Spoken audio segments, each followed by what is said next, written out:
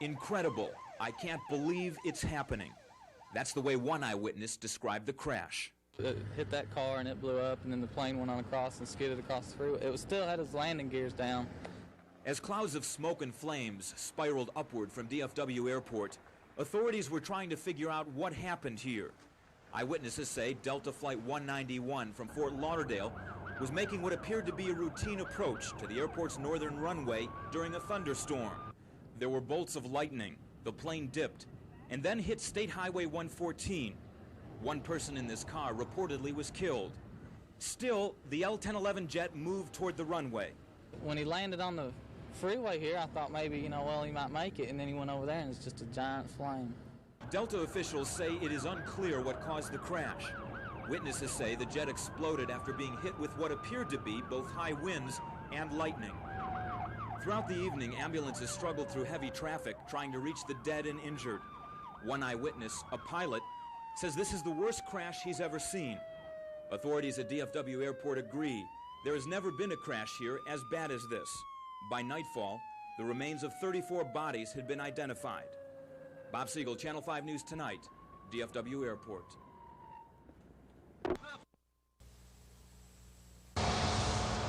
The initial flurry of activity leveled off as night fell, and the crash site took on the eerie look of a well-lit movie set. Except this was real, and they kept finding more bodies. A huge crane was brought in early on in the night to lift part of the wreckage. Underneath they found several more bodies, and like all the others, they were taken to a temporary morgue set up in a nearby Delta terminal. At one point, the cockpit voice recorder and the digital flight data recorder were removed from the tail section of the wreckage. Both so-called black boxes have been sent to Washington to be analyzed by National Safety Transportation Board investigators. The crash site was swarming with investigators from Delta, the NTSB, and the FAA. Patrick Bursley is heading up the investigation, and he's bringing a large number of specialists to assist in the search for the reasons for the crash of Flight 191. We have a specialist in weather, for example. We have a specialist in human factors, which will mean the survival, and will address such questions as whether the seats were properly anchored. We will have people here who are familiar with the mechanical systems of the airplanes, people who operate, specialists in air traffic control.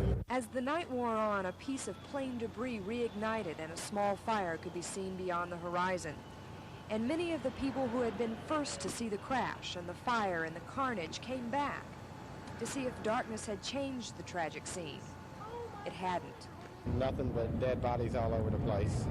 Burnt, just legs and arms and, just everything messed up.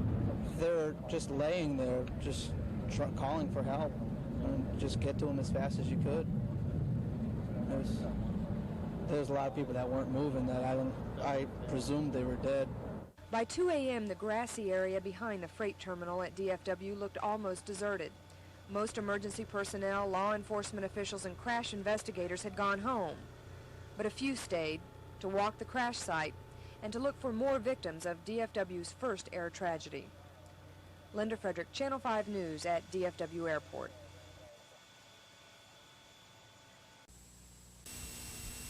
At dawn this morning, searchers were back in the grassy fields only a few hundred yards from the main runways on DFW's northeast side. It was a gruesome search for pieces of bodies. 8 people, at last count, are still unaccounted for and thought to be dismembered and strewn across these fields, or possibly still buried underneath wreckage of the plane. The midsection of this Lockheed L-1011 was again lifted by crane this morning. Investigators retrieved a purse belonging to a victim who was pulled free just before midnight. Around 7 this morning, many police officers, firefighters, and paramedics who had been here since early last night left for home. The replacements from other area police departments and the Department of Public Safety had finally arrived. Meantime, it was business as usual at DFW Airport. Jetliners made their scheduled morning departures and arrivals, with the crash debris lying as a silent reminder of last night's violent weather and the crash that took 122 lives.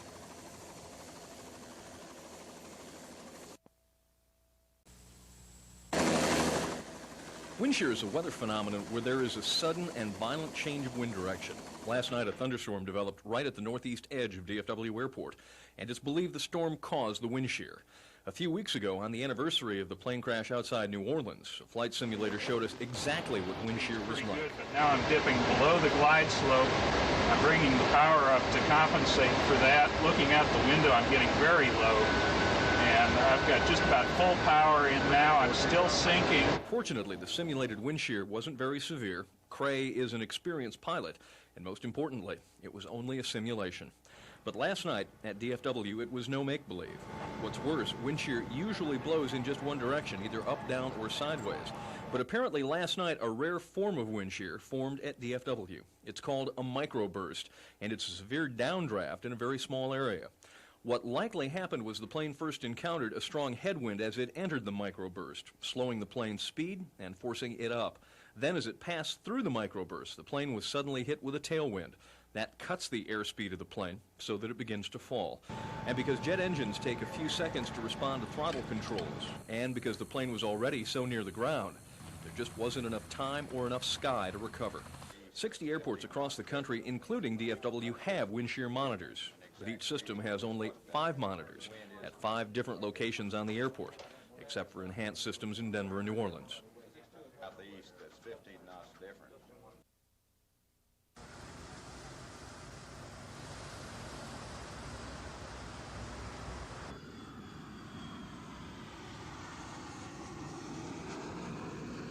No parking here. Keep moving. No parking.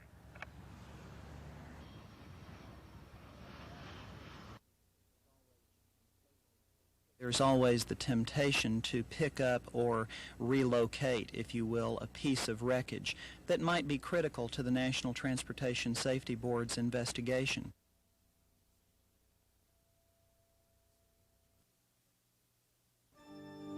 The serenity of a Sunday morning church service.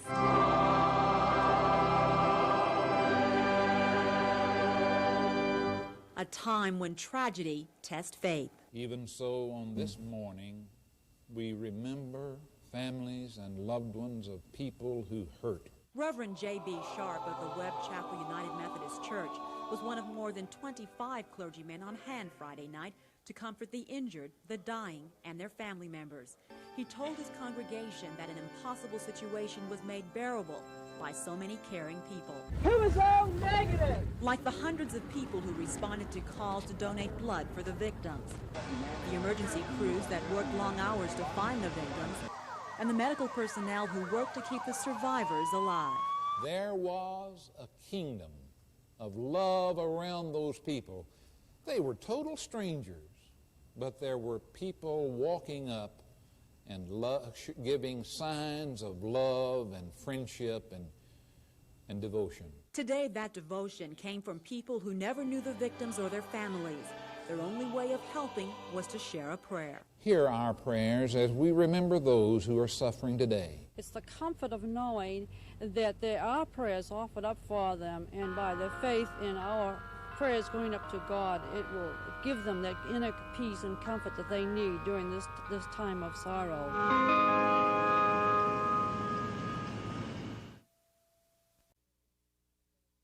I'm hoping that he is one of the survivors. Christine Green's fervent wish last night as she waited for news of her brother, Flight 191 passenger Gilbert Green. Her wish was granted. She learned last night her brother was alive and sped off into the night to be reunited with him.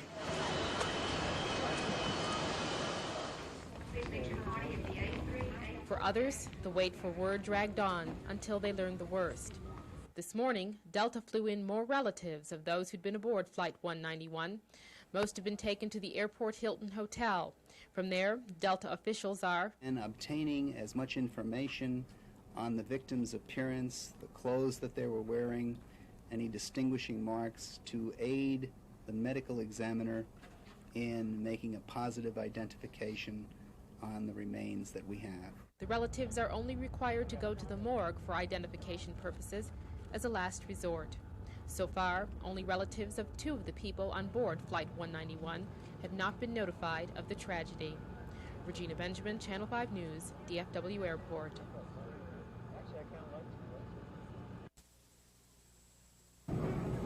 Ladies and gentlemen, when we do board the aircraft, we'll do so by row numbers. Delta was trying to do everything by numbers today.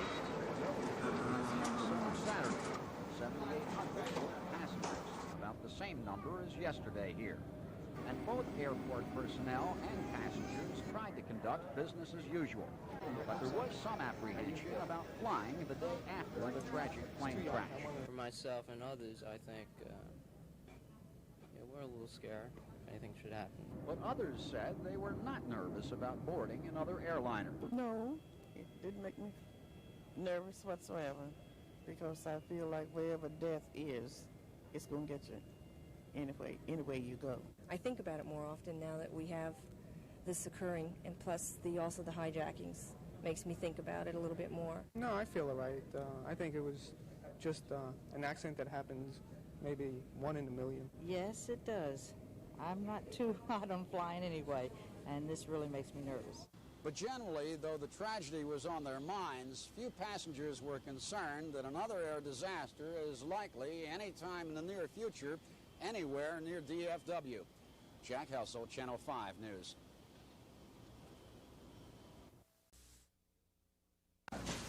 Anyone from Lockheed here yet? Though the job of investigating the crash began almost immediately after it, the task of coordinating the effort really began in this early morning meeting at a hotel near the crash site. What we do is try to organize that cooperative effort into specialized groups so that they can go out and work efficiently, come back here and exchange information. So each of these groups has a chairman. They report for their group to all other groups, and we do that each evening after it's too dark to work anymore. 9 or 10 different groups will be working under the NTSB. There is a plan. Experts in various phases of aviation will be put into committees, each with a chairman. Everything from jet engines, airplane structure, flight systems, air traffic control, the voice and data recorder, and weather experts. And though most observers feel the weather did play a major part in this crash, a thorough investigation makes no assumptions. We do not concentrate on any theory. We try and keep an open mind, and each of these groups is looking at this accident as if that group, be it engines or structures, will reveal what happened. So everybody does a thorough job, no preconceived notions. They call this kicking tin in the aircraft investigation business. The in-field work could last a week or so, but the full report on what happened to Delta 191 will probably come in about 6 months. Tim Smith, Channel 5 News.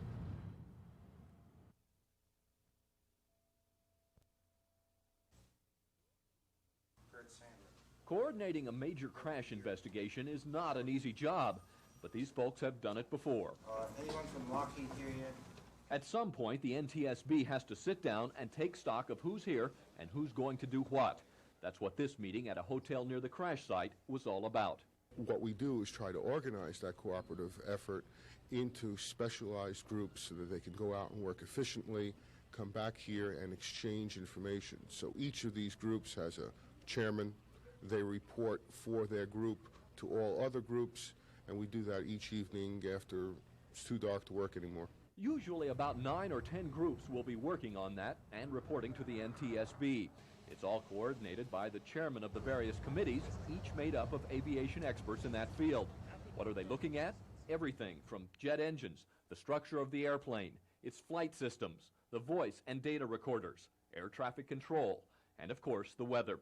A lot of observers want to say this crash was caused by weather, but a thorough investigation makes no assumptions going in. We do not concentrate on any theory. We try and keep an open mind, and each of these groups is looking at this accident as if that group, be it engines or structures, will reveal what happened. So everybody does a thorough job, no preconceived notions. These people will be working around the immediate crash site for about a week. They call it kicking tin in the investigation business, but it won't end here. Weeks, months, perhaps half a year from now, they'll issue a report on what happened to Delta 191. Tim Smith, Channel 5 News.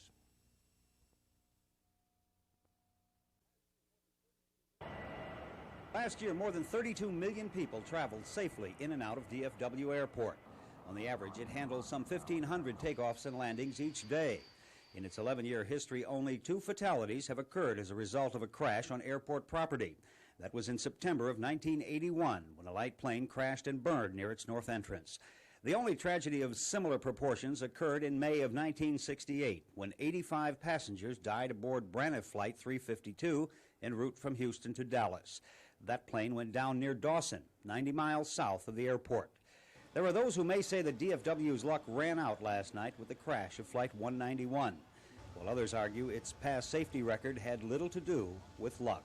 I think we have built an airport that pilots say is one of the safest in the world, and it's proven that by 11 and a half years of without any major accident. It wasn't the airport's fault, as far as I know, last night that this accident occurred. And Weatherford had nothing but praise for those who responded to the emergency. I don't think you could really ask for any more swift response to that situation than our airport people did last night. For now, Weatherford believes there is little, if anything, the airport can do to improve its disaster technique. He says the emergency plans now in place are good ones, and so is the staff that implements them. Ron Trumblett, Channel 5 News.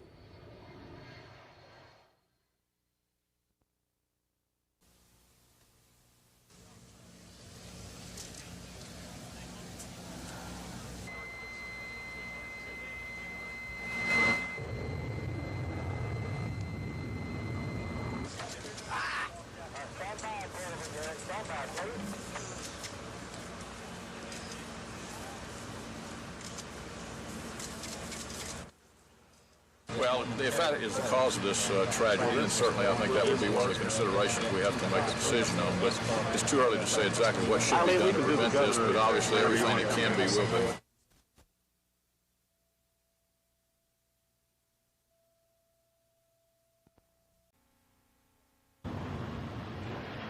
It was a plane just like this one, a Delta L-1011 from Fort Lauderdale, Florida, that crashed here just 24 hours ago. Search crews concentrated on the front portion of the wreckage today, trying to find clues to 8 people still missing.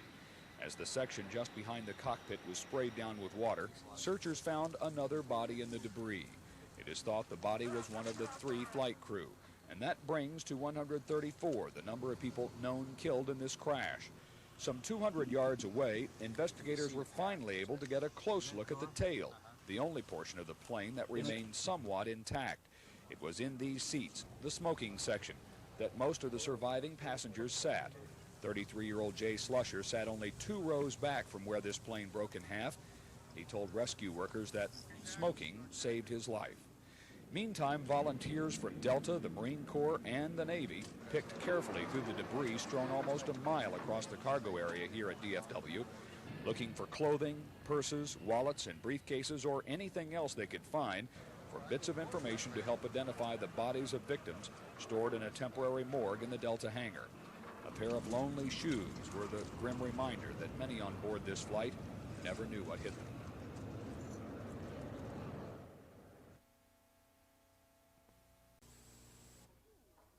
At 2 a.m., while most of Texas slept, Johnny Meyer and his family crowded around a kitchen table at a relative's home in Dallas. Where's my beer at? Meyer's wife and children raced 2 hours from their home in Temple for this reunion, one that Delta Flight 191 almost prevented. Was you worried about me? No, you didn't cry, did you? What for? We called to the hospital and they told us, that he was in serious condition. And the next thing I know, he's over here. How did you find out that he was on the flight? Well, I didn't really until Johnny's brother called me and told me that the paramedics called him and said that he was okay. What Meyer's wife and family heard in the wee morning hours was one man's story of what he saw from seat 41J, a window seat in the rear of the demolished plane. It looked like the plane was broke in half. There were still a lot of people just strapped in the seats yet, and they was kind of mangled up, and there was a lot of them laying on the ground, just really bunged up. Parts, they wasn't all together, parts of the arms or legs were missing and everything. Well, you always ask yourself, why other people died and some people live? But in a plane crash, you always want to know how come everybody, why can't they all survive? While Meyer's concern through the night was for passengers he helped pull from the wreck, his wife worried about future business trips.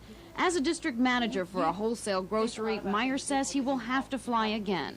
And when he does, he says the graphic memories of Flight 191 will board the plane with him. Shelley Koffler, Channel 5 News, Dallas. Most of the individuals that we have had a chance to process so far have no identification on them at all. I would point out that some of these people are burned. All of them are covered with jet fuel. Some of them have begun to turn, decompose a little bit. Many of them are injured in the face and head, which makes positive identification difficult, if not impossible. We are fingerprinting each person. We are photographing each individual. We are collecting blood so we can establish blood types from each person. This is a slow process.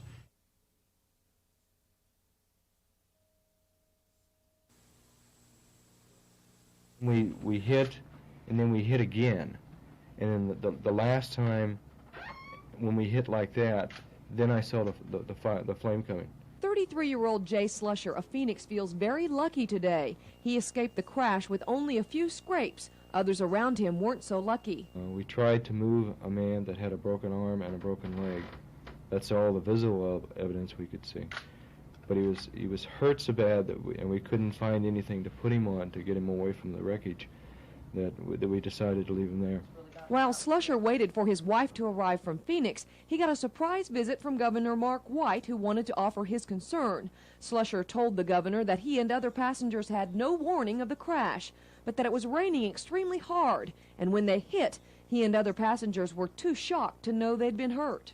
I didn't know that I was hurt at all. It was probably a good hour before I even knew that I had a cut on my arm and a scrape on this one. I mean, I was how pumped up I was.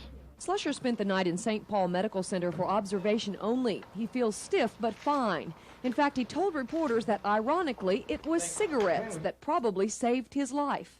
Well, I'll put it this way. This is probably the one time that smoking saved my life. Jay Slusher has hardly had time to recover from the crash, and this afternoon he'll be on another jet with his wife, flying home to Phoenix.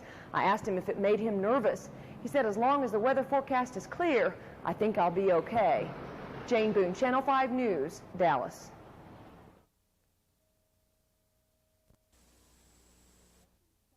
This is a welcome sight to 33-year-old Jay Slusher of Phoenix. His wife and family flew in to take him home from St. Paul Medical Center. Slusher was admitted for observation only. He escaped the crash with a few scrapes and a nightmare he won't forget. We hit, and then we hit again. And then the last time when we hit like that, then I saw the flame coming. Before he was discharged, Slusher got a surprise visit from Governor Mark White, who wanted to offer his concern. Slusher says there was no warning and no time to prepare for the crash, so survivors tried to help each other through the heavy rain. We tried to move a man that had a broken arm and a broken leg. That's all the visual evidence we could see. But he was hurt so bad that we couldn't find anything to put him on to get him away from the wreckage that we decided to leave him there. Jay Slusher is a smoker, and he told reporters that, ironically, he's probably alive because of his seat in the smoking section. Well, I'll put it this way. This is probably the one time that smoking saved my life. Jay Slusher is on his way home now to Phoenix in another jet. I asked him if the crash would make him afraid to fly, and he said no, as long as the weather is clear, I'll be okay. Jane Boone, Channel 5 News, Dallas.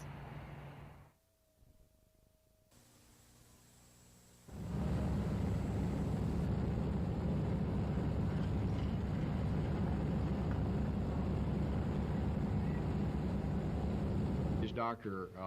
Black, who is a... Is that unusual at this stage?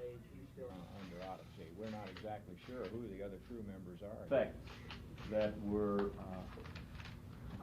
you might say, an exaggerated startle reflex, recurrent dreams, suddenly re-experiencing either as a survivor and some guilt about why was I allowed to survive and my wife or my friend in the next seat did not make it, and you can see this in families.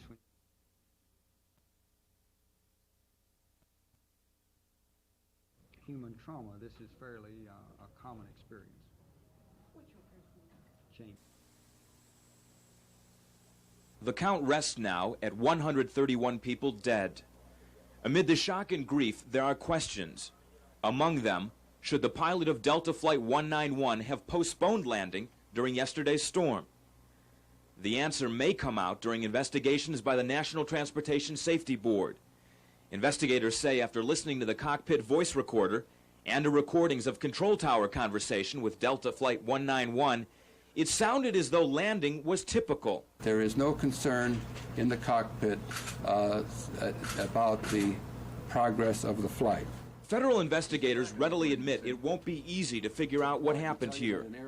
Apparently, the jet's rear section, nearest the number 2 engine, was the spot where most survivors were seated. Nonetheless, the majority on board died. An early warning system at DFW Airport apparently didn't work. Low-level sensors for wind shear were not activated during Flight 191's crash landing. At a short distance from any one of those sensors, there could be a very major wind shear phenomenon, and the sensor would not pick it up. Federal investigators say up to now the United States has relied more on pilot training than on technology to make many of the critical decisions on whether to take off or land during bad weather. At the least, the crash of the Delta jet spotlights an imperfect warning system at American airports. Bob Siegel, Channel 5 News Tonight, DFW Airport.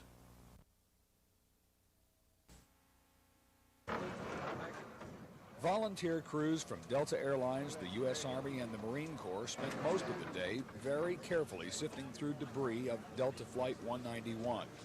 What they were looking for was any tidbit of information, a wallet, a purse, a briefcase, anything that could help medical examiners identify the victims. It was a morbid search, especially when searchers combing through the charred area immediately behind the cockpit discovered yet another body, believed to be that of yet another missing flight crew member. At daylight this morning, investigators finally got a good look at the tail section of the aircraft, where most of the survivors had ridden out the crash, still strapped down in their seats. 3 flight attendants who were strapped down in the very rear of this smoking section survived almost without a scratch. 2 dogs in the rear cargo department were also unharmed, as was a 100-pound sack of mail, which has now been carted off by the U.S. Postal Service and letters on their way again. Meantime, the National Transportation Safety Board and the Federal Aviation Administration are preparing tonight to listen to tapes of conversations from the last moments of Flight 191. The tower tapes, the FAA tapes have been impounded. They will be listened to, they will be transcribed, but I have not yet heard them. It'll probably be at least this afternoon, perhaps tomorrow.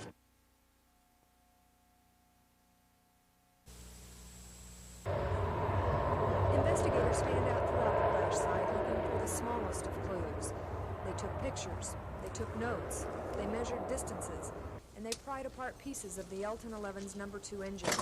Meteorological specialists from the National Transportation Safety Board even visited Channel 5 this afternoon, collecting what weather information is available from around the time the Delta plane went down.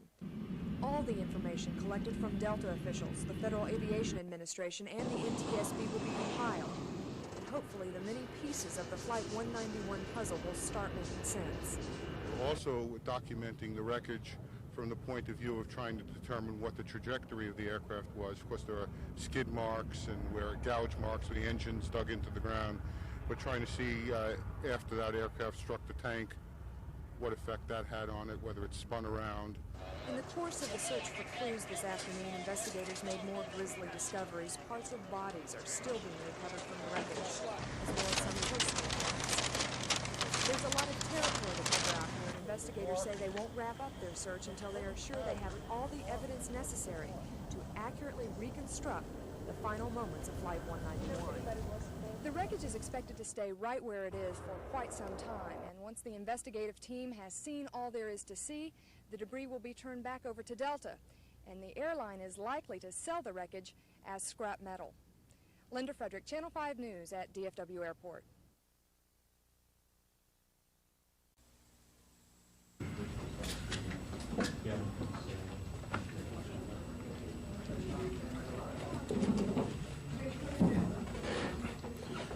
high up. The support services person there for the school. I saw that her mouth moved a fraction, then I knew she was alive, and I went to get paramedics who it seemed like it took the longest time possible because they were working in the other area where the plane was still burning.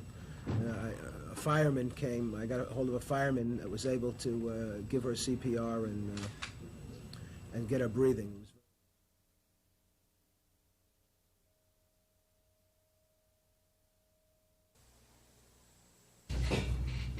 Experts from all over the country are setting up shop in the Dallas County Medical Examiner's Office to help identify the victims of Flight 191.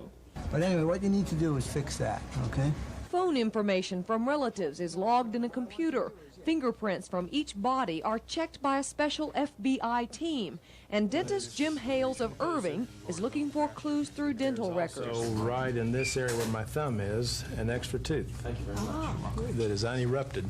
And that, of course, is a very identifiable feature and probably one that we wouldn't find on any other victim out of all of the victims that we have. A crew of 50 is working to identify the dead, but the job is complex. It takes time per body to photograph it, document all injuries, to document clothing, to identify each and every one of the credit cards or whatever it is. We have to document everything that might be appropriate toward an identification. 121 bodies have been received. So far, 49 are identified. Experts say the last 20 to 30 bodies could be difficult to identify. But ironically, they say their toughest task is convincing loved ones that making a positive identification can take a long time. Jane Boone, Channel 5 News Tonight, Dallas.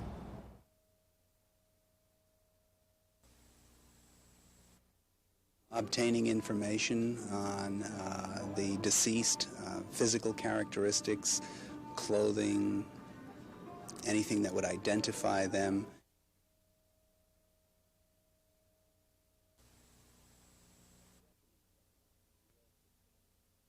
Oh, the ultimate in technology. We'll all seek for that.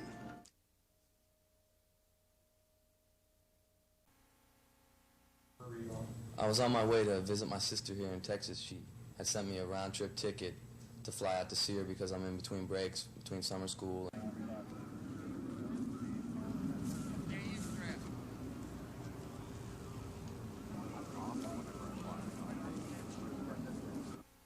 I saw it, but it wasn't like it was registering. I knew, you know, I was understanding what was going on, and I knew that there was people dead, and I understood everything like that.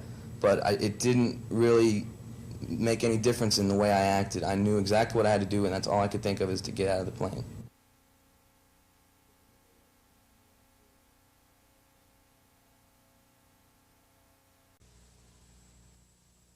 I never thought I was ever going to die. I was always sure that I was going to get out. No matter what I had to do, I was going to get myself out.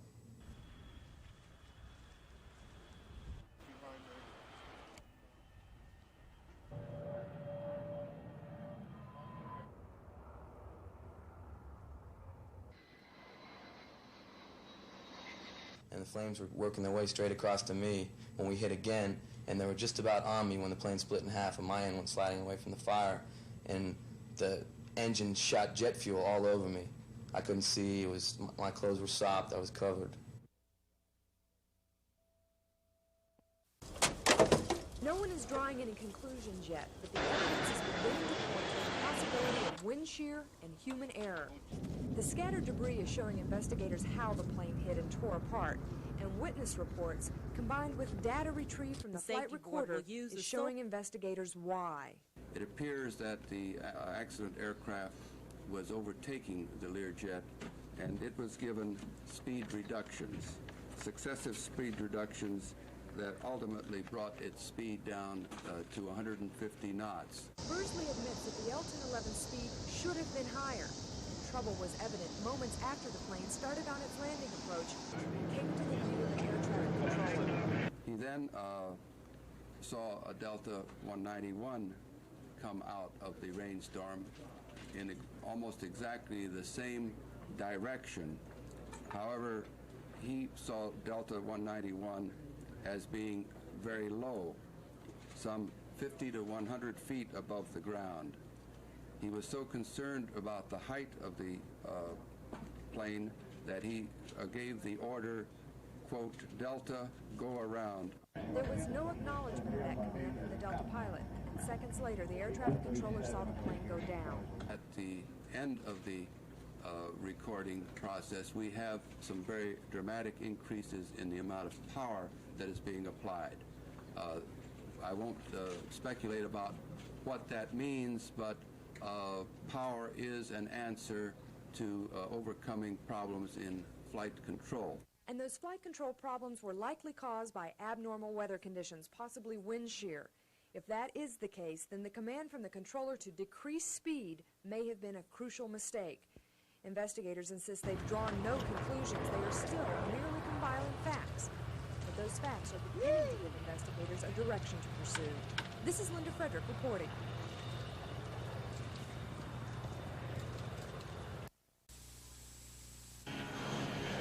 This test by the FAA shows what could happen inside the passenger cabin when a plane crashes. Many passengers may survive the impact. It is then the flight attendant's job to get them out. It's the most important part of flight attendant training, training they must renew each year. Grab ankles! Grab ankles! Grab ankles! Unfasten seatbelts! Come this way! Come this way! Remove shoes! Don't take anything with you! You! Stay at the bottom! Pull the people off! Jump 2 at a time! Serving drinks and dinner is secondary to the flight attendant's safety role. It can be all smiles one minute and all business the next. You stay on the wing. Help the people out. Send them that way. Step through. Foot first. Step through. Foot first.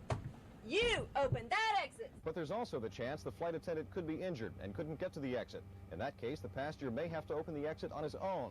Each exit is clearly marked. There's arrows that show which way to move the exit handle. There's instructions printed on the exit itself. And there's complete instructions on the airline safety card, including the location and operation of your nearest exit. There are 10 clearly marked exits on this aircraft. When's the last time you really listened to the airline safety announcement or took time to read the safety card? Would you know what to do if the unthinkable actually happened? Remove shoes! Don't take anything with you! You! Stay at the bottom! Pull the people off! Jump! 2 at a time! There is an important information card in the seat pocket in front of you. Please read it and review the safety features, including the location and operation of your nearest exit. I'm Alan Laughlin, Channel 5 News. During the final minutes before Delta Flight 191 crashed, the L-1011 jumbo jet was chasing a private Learjet in the DFW landing pattern. It appears that the accident aircraft was overtaking the Learjet, and it was given speed reductions. Here's what it looked like on the air traffic controller's approach radar. The smaller Learjet was slowly circling in the storm cloud of the DFW as the much larger Delta jet was moving in fast. The pilot responded to the directions given by ATC as to speeds. As the Delta pilot entered the glide path for landing under control of the DFW tower, he gradually slowed his jumbo jet from 210 knots to 150 knots to put more space between his plane and the tiny Learjet. But as it slowed in the driving rain, the Delta jet dropped below the landing glide path. The tower controller saw the Delta jet dropping and frantically told the pilot to pull up. That message apparently came after the big plane had already stalled from a lack of airspeed and had already hit the ground once. Key questions that now must be answered. Was the air traffic control radar operator trying to beat the storm to the runway? Was the Delta pilot trying to stay on schedule and beat the storm to the runway?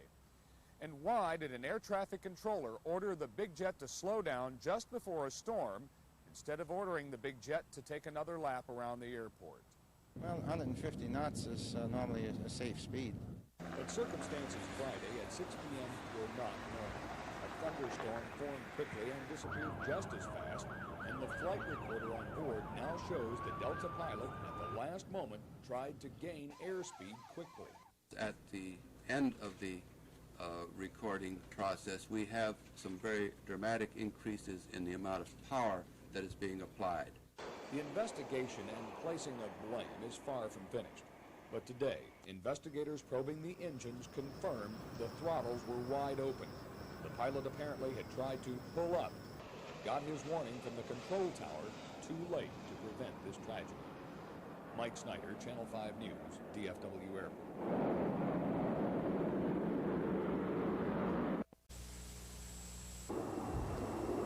Watch your screen closely. What looks like a normal landing at DFW Airport is actually a near miss. After being cleared to land by controllers, the plane is ordered to abort and fly around the airport again because it was spaced too close to the jet taking off. If a spacing situation becomes unsafe, the controllers will, in every case, issue a go-around or a deviation from the existing flight path. It happens every day at DFW Airport. Some suggest it should have happened last Friday when Delta Flight 191 was getting dangerously close to a Learjet it was chasing around the DFW landing pattern. It appears that the accident aircraft was overtaking the Learjet. But instead of waving off Delta 191 for another landing approach, the controller who allowed the planes to get that close ordered the jumbo jet to slow down. Successive speed reductions that ultimately brought its speed down to 150 knots. The space between the two planes spread, but as the Lear continued to a normal landing and driving rain, the Delta jet dropped below the glide path. The controller frantically told the Delta pilot to pull up, but the message came too late, after the big plane had apparently already stalled from a lack of airspeed and was bouncing on the ground. The speeds that normally that would be carried into the final landing would probably be slightly higher. And evidence gleaned from the L-1011's flight recorders indicates the pilot did try to power the plane out of its stall. At the end of the recording process, we have some very dramatic increases in the amount of power that is being applied. Investigators examining the plane's engines today confirmed the throttles were wide open from an apparent last-minute attempt to get back into the air. But officials from the National Transportation Safety Board are quick to add that their investigation and placing of blame is far from finished and far from conclusive.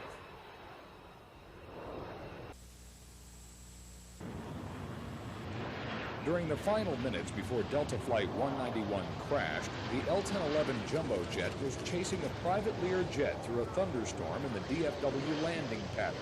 It appears that the accident aircraft was overtaking the Learjet, and it was given speed reductions.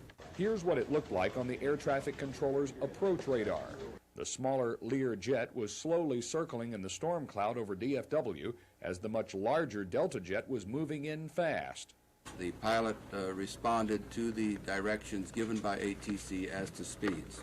As the Delta pilot entered the glide path for landing under control of the DFW tower, he gradually slowed his jumbo jet from 210 knots to 150 knots to put more space between his plane and the tiny Learjet.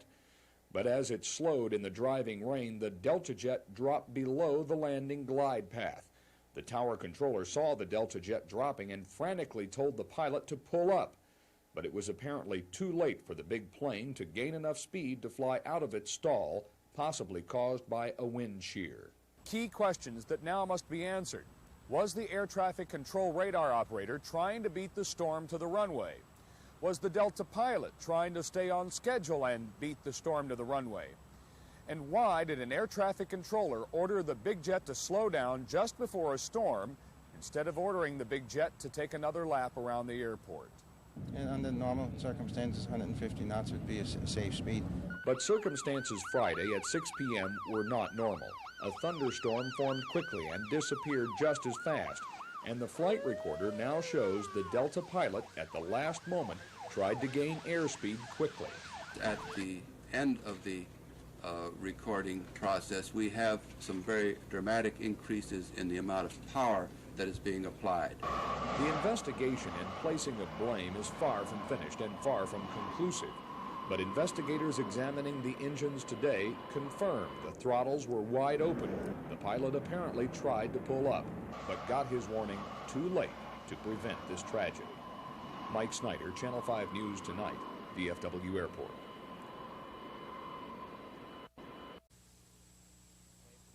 They feel they've got to do something, fight back at death. The only way they know to fight back at death, you really can't punch it or hit it. The only way they know to fight back is to sue someone. And that's precisely what brought representatives from the famed 𝗵𝗏 firm of San Francisco and others across the country to DFW this weekend. Personal injury attorneys are making themselves readily available to surviving victims and the relatives of those who died. In time, millions of dollars in damage suits will find their way to the courts. In fact, the process has already begun. We've been conducting interviews with clients who have retained us and people who are interested in retaining us. We've talked to over a dozen families so far. With the Safety Board investigation underway, initial litigation will begin almost immediately with a request for a federal court order for restraining the NTSB from turning over any of the evidence to Delta or any of the component manufacturers without prior approval of the court and a view by our experts, so that we're allowed in there on the testing, because a lot of this testing can be destructive. If we're not part of it, the tests we need to have done may not be done. Brown and 𝗵𝗏 say the first phase of the legal battles to come will take place in the federal courts here, where attorneys will seek to establish liability. The next step will be the individual damage claims to be heard in courts from Florida to California. This is Ron Trumbull reporting.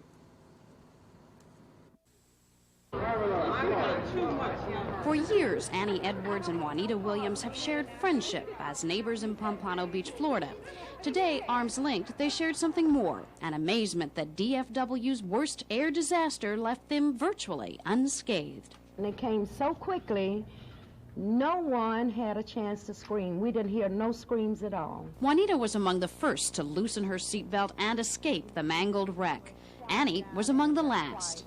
From somewhere, and I really believe that God sent an angel, and I just dropped and I hit the bottom, and I just walked out and I rolled out, and I praised him because he saved my life. Rescue squads were everywhere. The firemen were busy, all the trucks were coming in, okay, and they were busy working the whole time. Bodies and debris was just spread everywhere. A gory sight that has haunted Juanita in her sleep. In that nightmare, I thought that a plane had crashed, and all I could see was just fire. It's all on the grass like that, and I jumped out of the bed and ran to the window. And she said, Juanita, said, come hold to yourself. So everything is okay. Would they fly again? I would. I won't. This is very careful. And you put that in quotes. These survivors say they will board a van for their trip home for a journey they hope will be less eventful than their last. Shelley Koffler, Channel 5 News, Dallas.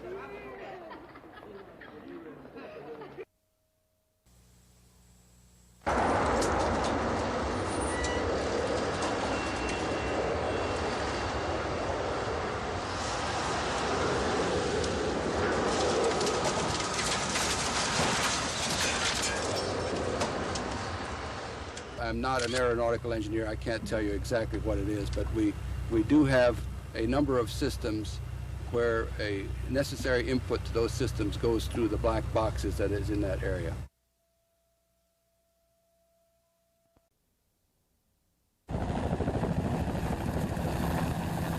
Minutes before this Care Flight helicopter arrived at the crash scene, pilot Larry Peacock says the chopper dropped 200 feet in less than 2 seconds. An altitude loss, Peacock says, was caused by wind shear, a violent change in wind speed and direction. I noticed my airspeed indicator was steady at 120, went from there to 150 for just a moment, and then back to 120. Then it fell to 80 miles per hour. The winds that buffeted the Care Flight were from the northeast, the flight path of 191. Peacock believes he was flying through the same storm that forced the Delta jet to the ground. I think the storm had dissipated to some degree.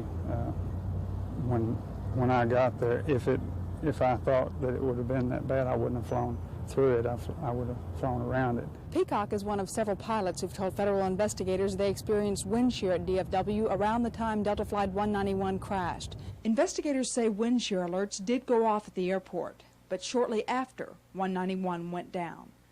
Cindy Kirkendall, Channel 5 News, tonight.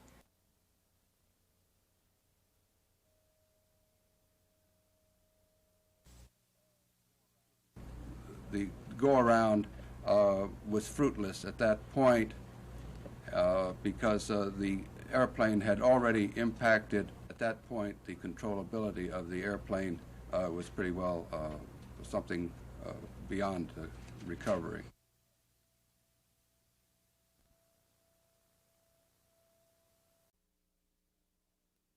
People were operating in the understanding that there was some rain around, some thunder showers around, but nobody was operating in the understanding that there was a very violent wind shear situation in the area.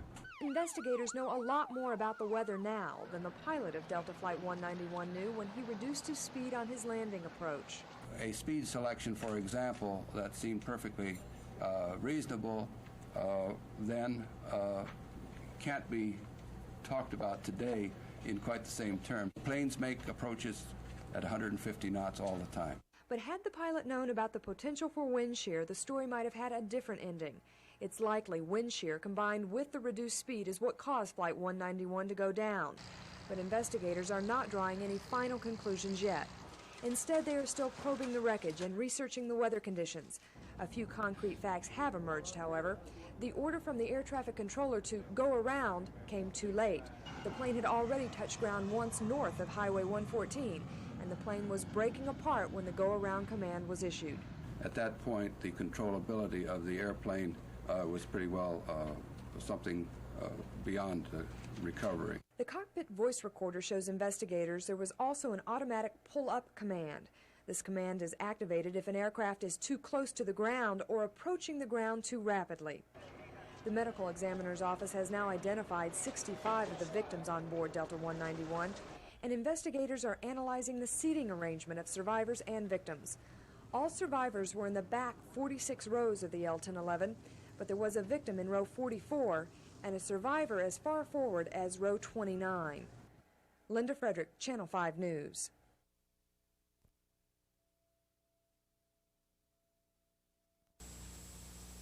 There's nothing here that's any of worth, so it's just scrap.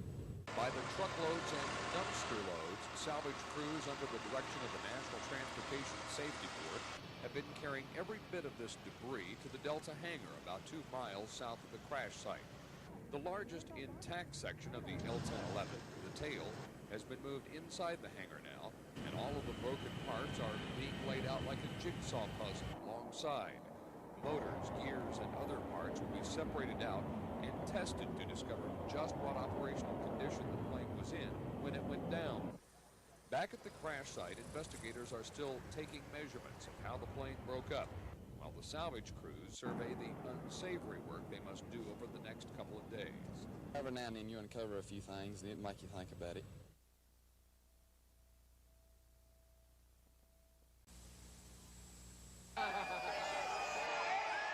It was 4 years ago today that thousands of air traffic controllers across the country were fired for walking off their jobs. Since then, air traffic has increased at DFW Airport, and so has the number of so-called fly-arounds, orders for a jet cleared for landing to power back up and take another lap around the airport because 2 planes were spaced too closely together. If a spacing situation becomes unsafe, the controllers will, in every case, issue a go-around or a deviation from the existing flight path. But last Friday, the controller handling Delta Flight 191 ordered the pilot to slow down, not to fly around, to put more space between the jumbo jet and a Learjet it was following. Delta slowed from 210 knots to 150 knots, safe, we are told, in normal weather. But weather conditions were not normal, with a thunderstorm over the airport. And as the big jet slowed, it dropped below the glide path and crashed long before a tower controller told the pilot to fly around.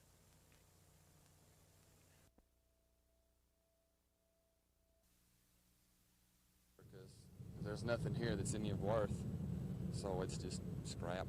Salvage crews under the direction of the National Transportation Safety Board have been loading trucks and dumpsters with every scrap of wreckage and taking it to the Delta hangar 2 miles south of the crash site. The largest intact section of the plane, the tail, has been set up inside the hangar with the broken parts laid out like a jigsaw puzzle around it. Investigators are particularly interested in this right wing, the position of its flaps and spoilers will help tell if the pilot was trying to fly out of a stall or if it prevented him from recovery. The National Transportation Safety Board is also concentrating on orders from the ground controllers to the Delta jet to slow down in an effort to prevent it from overtaking a Learjet. The L-1011 was ordered to drop its speed from 210 knots to 150. Safe, we are told, in good weather. But the planes were flying through a thunderstorm over the airport, and as the big jet slowed, it dropped below the glide path and crashed long before a tower controller told the pilot to fly around. Investigators are looking into why the ground controller ordered the big jet to slow down in a storm cloud, making it more vulnerable to wind shear. But they also want to know why the pilot followed those instructions to slow down, because it is the pilot that has the final decision about the safety of his aircraft. Nobody was operating with the feeling that there was a wind shear problem around, and perhaps if they knew there was a wind shear, they would not have been accepting that as a speed. The fact that there was a wind shear warning at DFW only minutes after the crash places the airport's wind shear detection equipment in question. The question is, are there enough detectors, and are they really sensitive enough to be of real use to pilots and controllers? The answers may change and improve DFW, but they're hoping to in the immediate future.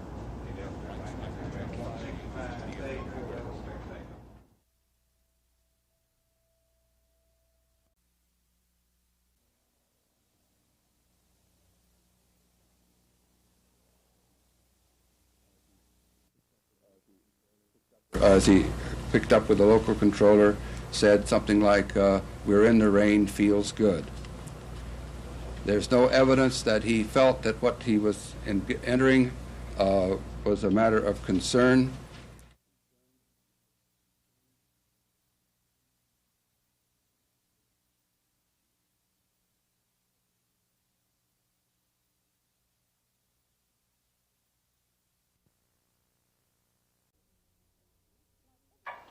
All looks good, doesn't it? Like every other survivor of Flight 191, Alexis needed a checkup. Today she got a clean bill of health from her doctor. She looks real good. I understand from the owner she is eating, she's feeling good, she's playing with the children, so it's just great. While Dr. Phil Woodall poked and probed for any hidden problems, the 6-month-old lab got moral support from her new family, the family that had ordered her shipped from Florida. Alice Pappas says Alexis was riding in a crate in the rear cargo bay when the plane went down. I felt a loss of hope, and we hope that she was not suffering. And we're just totally amazed that she could have survived something like this. How did you feel when you found out your dog was okay? Happy. Alexis is one of 2 canine survivors from Delta Flight 191. The other dog unfortunately lost its master in the crash and is now living with relatives of the family. There has been some talk of changing Alexis's name to Lady Luck, a reminder of her good fortune. Either way, the Pappases say she's one of their children now, and like any child, will need a little discipline. Shelley Koffler, Channel 5 News, Duncanville.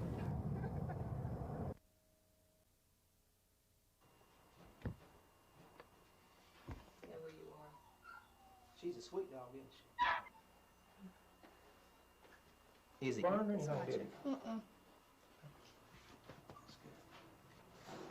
We have been going back and forth between Alexis and Lucky Lady, so she seems to be answering to both. Alexis, Lex, go get your ball. There. Very good. Lex, come here. Alexis, go get it. Whoa. Come back here. Come back here. I'm so excited.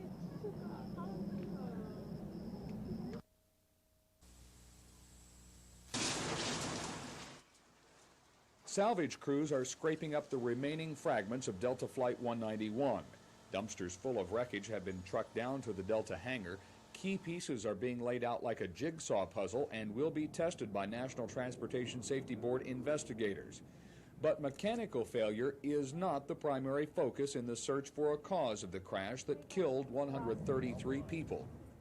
Investigators are questioning air traffic controllers from the DFW Tower, Approach Control, and Fort Worth Control Center.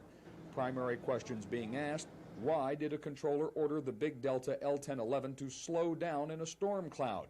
And why did the pilot accept those orders, making his plane more vulnerable to a stall from a wind shear?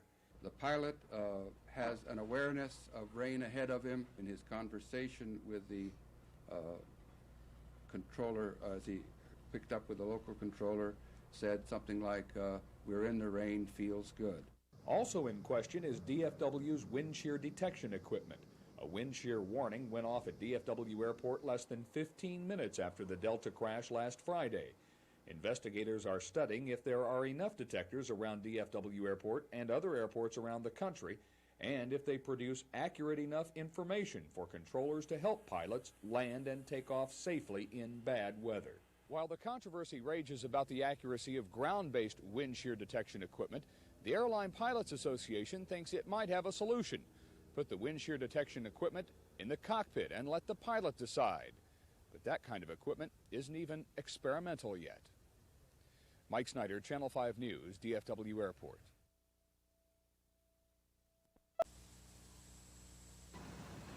Although the work is far from complete, there isn't much more investigators can do here in the field or in the hangar where the wreckage of Delta Flight 191 has been taken. So a good portion of the investigative team is taking its research home to Atlanta and Washington, where the information will be analyzed.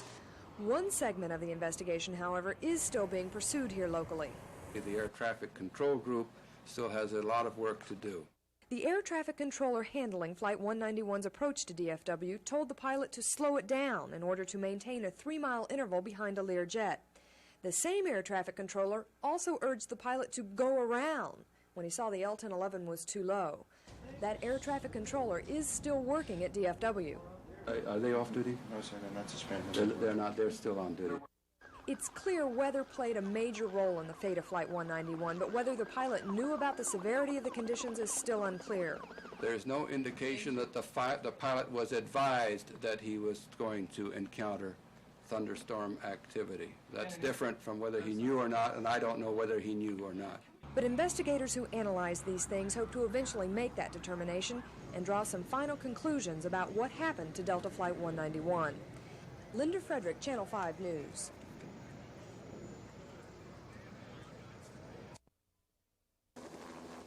Those who survived the crash of Delta 191 were all seated in the tail section, traditionally the smoking section on most planes, and the place where the airlines are required to put the so-called black boxes.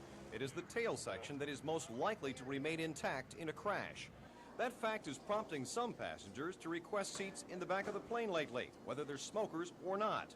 Airlines won't talk about the increase in rear seat requests, except to acknowledge that they do tend to pick up somewhat after an airline accident. Aviation experts say there's no proof and that there have been no studies to support the theory that seats in the back are safer than those up front. And air travelers we spoke with today were divided on the issue. I did get a little squeamish when we took off from New Orleans and the weather was bumpy, only because of it being so recent that the tragedy occurred. But no, it didn't concern me at all where I sat. I don't think there's any seat that's any safer than any other. No, I didn't hear anybody requesting it. Did it make any difference to you at all where you sat? No. I did think twice about it, but no, it didn't make a difference. I've always flown as far back as I could go.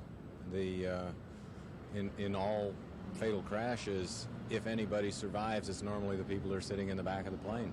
So I always sit in the back. Travel agents say historically after an airline accident, such as Delta 191, there does tend to be some increase in the number of requests for seats towards the back of an airplane. But the travel agents say those requests tend to come from people who don't tend to fly very much, perhaps once, maybe twice a year. The travel agents say the frequent flyers, especially the business travelers, are not likely to change their flying habits and request seats in the back of a plane just because there's been an accident. I'm Alan Laughlin, Channel 5 News at DFW Airport.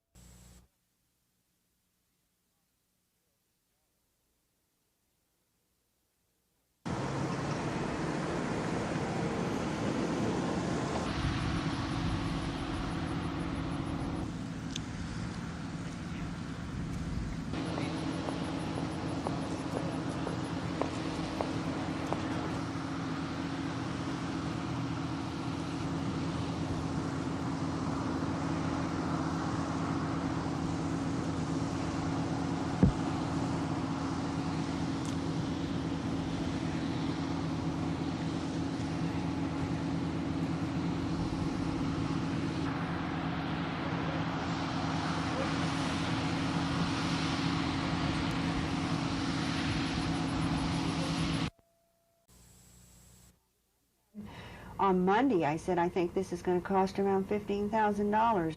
That may be turning into an extremely conservative estimate for costs incurred by the Dallas County Medical Examiner's Office. We have some autopsy technicians from Parkland that came in on their days off. Tarrant County sent 2 of their autopsy technicians. The ME's office has to determine if and how to reimburse those Tarrant County technicians, tally up its own overtime, and figure out how much will be covered by Delta insurance. Okay. This one is conclusive. At least part of what the county will have to pay will come from a $1 million reserve fund. Meanwhile, the airport is also beginning to assess its expenses in handling the crash. Joe Dealey, airport information manager, won't even guess at an estimate at this point. The airport budget provides for emergencies such as the crash of Delta Airlines Flight 191, and for that reason I doubt that the airport's budget will be affected in an adverse way. Part of the airport's expense may still lie ahead, though. Private attorneys for some of the crash victims' families are threatening to sue the airport, calling it unsafe. The airport recognizes that attorneys are in town and, if sued, will take those steps necessary to defend itself in court. Regina Benjamin, Channel 5 News.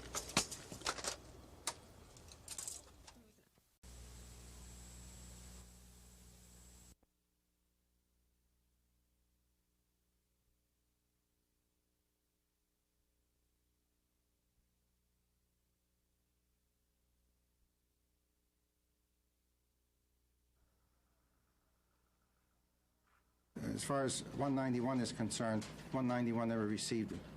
Okay? Why? That's all I can tell you. Because they had changed over to approach control frequency. And even if it had been updated and whatever additional information was contained in the updated ATIS, they would not receive it.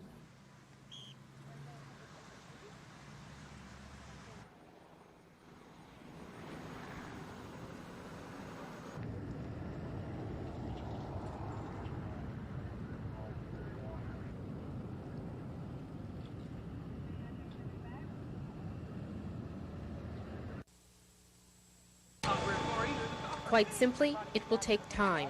Time for wounds to heal emotionally and physically. Time for a business to go on. We'll slowly start to phase back into our normal day-to-day operations, but that'll be some time yet. Included in those operations is advertising, something all major airlines stop for a while, then resume following a major crash. I've heard no indications that we're going to change our approach in any way. The company apparently doesn't have to. It's going to be leaving out of gate 3 today. Area travel agents report Delta is not being abandoned by its customers. I think most people feel that the weather actually did cause it and it wasn't a fault of Delta, which is keeping them on Delta. Indeed, officials at Delta's headquarters in Atlanta say the company's passenger miles are up for the first 9 days in August, about 10.5% higher than figures for the same period last year. A spokesman for Pan American Airlines, which experienced its own disastrous crash in New Orleans 2 years ago, says his line never lost riders following its mishap either. So in one sense, Delta has reason to hope it can put the crash behind it, but... You're next, that's fine. The people who work here for the company, it'll never be forgotten. Regina Benjamin, Channel 5 News, DFW Airport.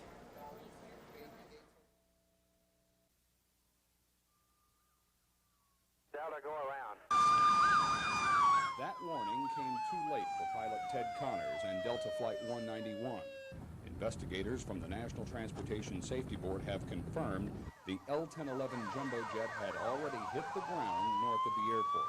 He had sight of the aircraft when he told it to go around.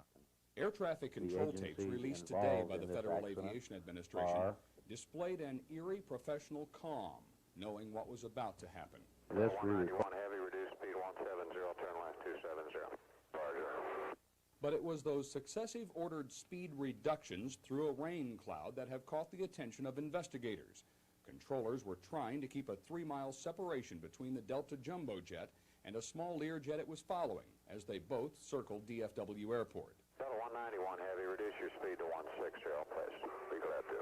Investigators say slowing an L-1011 jumbo jet like that is safe in normal weather, but the weather was changing rapidly. And we're getting some variable winds out there due to a shower on the short funnel out there north end of DFW. Despite the uncertain winds, the plane was slowed down again as it headed through the storm. Delta 191 Heavy out here in the range, feels good. Delta 191 Heavy, Eagle Tower 17 left, clear to land, wind 090 at 5, gust 15. Thanks, sir. Those were the last words from Captain Ted Connors. 1 minute later came a panicked warning from the tower. Delta, go around. Nobody to land at the airport. We've had a crash. Everybody go around. Investigators are questioning why controllers slowed the big jet in a rapidly developing storm cloud, making the plane more vulnerable to a stall from wind shear. FAA officials are quick to defend the controller's actions and point out instruments available on the airport indicated no adverse winds at the time. It does precisely what it was designed to do, and that's to measure wind shear in the perimeter of the airport. And it does that and does it very well. But the FAA agrees with the Airline Pilots Association that present weather equipment here isn't designed to do enough, that new tools are needed, possibly Doppler radar, to help warn pilots about the potential of wind shear outside of the airport's boundaries. Both groups hope that is the recommendation of the National Transportation Safety Board in its final analysis of the crash of Flight 191. Mike Snyder, Channel 5 News at DFW International Airport.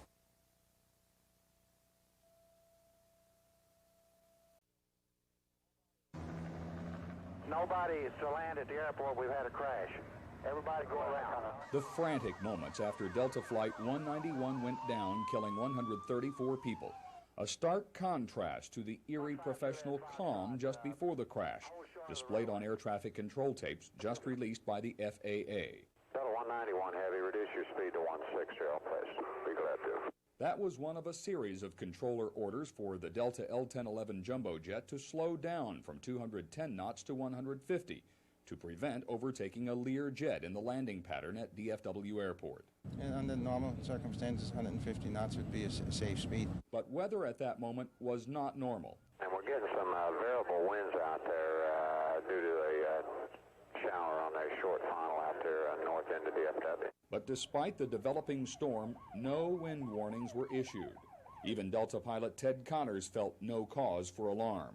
Delta 191 Heavy out here in the range, feels good. 1 minute later, everyone discovered the storm's deadly potential. Delta, go around. The warning came too late. Delta Flight 191 was already down, breaking up, and burning.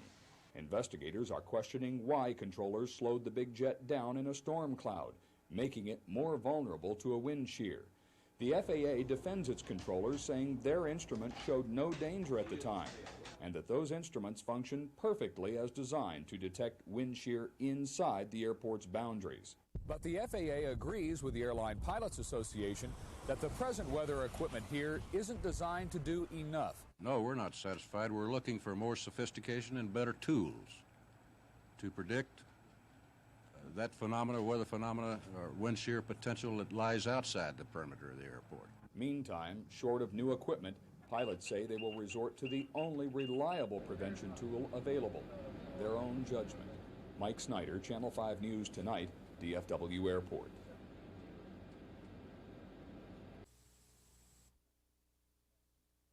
It was a very, very professionally conducted conversation and exchange with the tower, and that's all.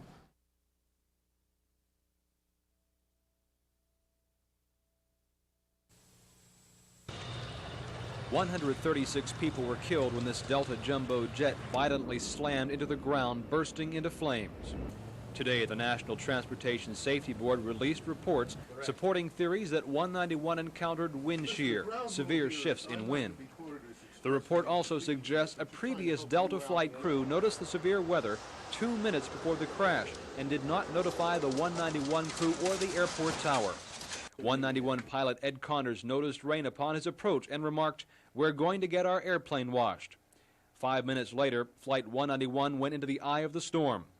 Pilot Connors cries, push it up, way up." The engine thrust to maximum power. Co-pilot Rudolph Price shouts, "Way up."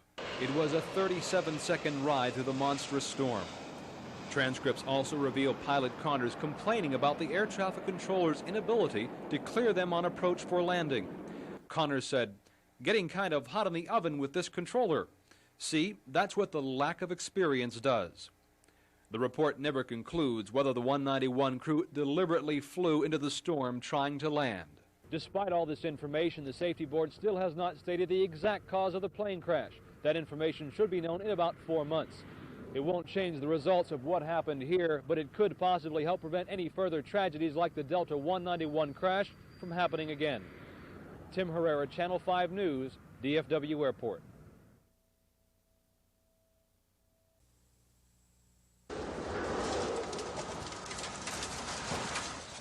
The Delta 191 tragedy occurred nearly 2 months ago.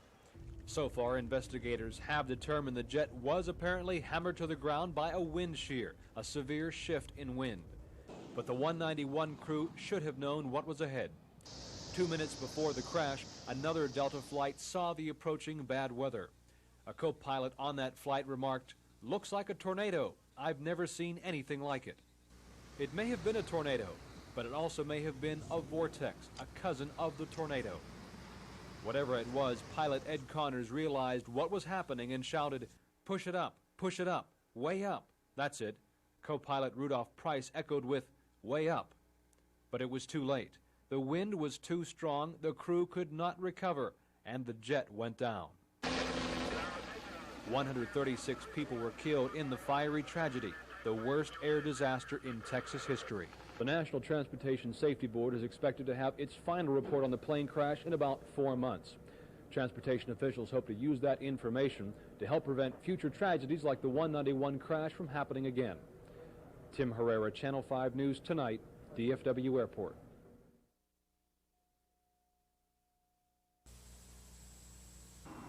The system is not unsafe. And neither are the air traffic controllers at DFW Airport. That's the message FAA Regional Administrator Tex Malugin wanted to get across today after less than complimentary statements about controllers were released this week from the cockpit tapes of Delta Flight 191. We accept criticisms. But not the groundswell of criticism controllers feel they've been unjustly bombarded with this week. Particularly upsetting was pilot Ted Connors' statements that he's sleeping, get him out of bed. The National Transportation Safety Board now says it's unclear if Captain Connors was talking about the controller or his flight engineer.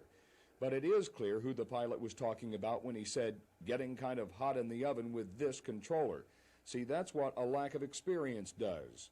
I have very carefully reviewed the experience level, the professionalism, and can find absolutely no reason for concern. However, Malugin admits there is reason for concern about something else the crash investigation has turned up, slow weather reporting.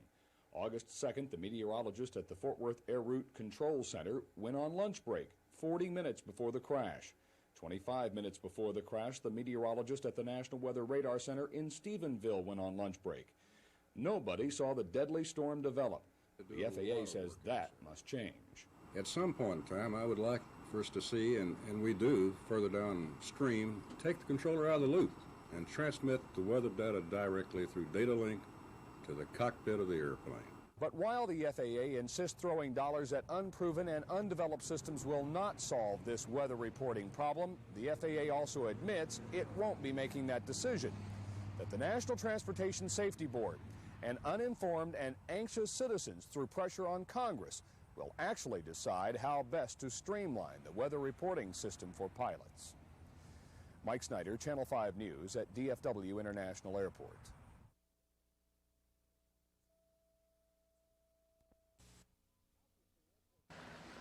Obviously, airport disasters such as the crash of Delta 191 last August and the questions that followed leaves a residue of stress for controllers everywhere.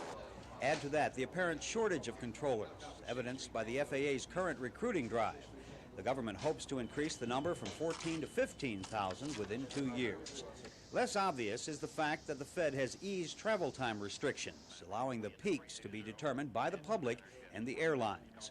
I think we're seeing now a return of this difficulty, and the airlines didn't like to be slotted in certain times, and so traffic is bunching up again, and hence there's peak loads that are making it more difficult for controllers to work. They have 1 or 2 planes, and then suddenly it becomes 8 or 9 or 10. Finally, one of the more obscure factors under discussion at a University of Texas seminar this week is the controllers' belief that the government will not back them when they need it most. There remains a perception among many of the controllers that they're out there all by themselves, and if anything goes wrong, they're held responsible. Management doesn't back them up. It would seem then the government is facing both a psychological and a logistical challenge in the months and years ahead. Logistically, to be certain there are enough controllers to handle the peak traffic. Psychologically, to assure them they won't be left all alone on a limb when there is trouble. Ron Trumbull, Channel 5 News.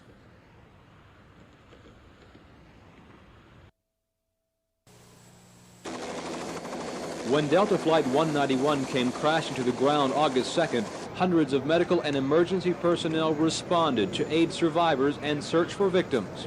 But the National Transportation Safety Board says DFW's emergency response plan could be more efficient. The board reports Parkland Hospital trauma teams didn't arrive until 30 minutes after calls. Parkland officials say the triage team was late because it was sent by police car.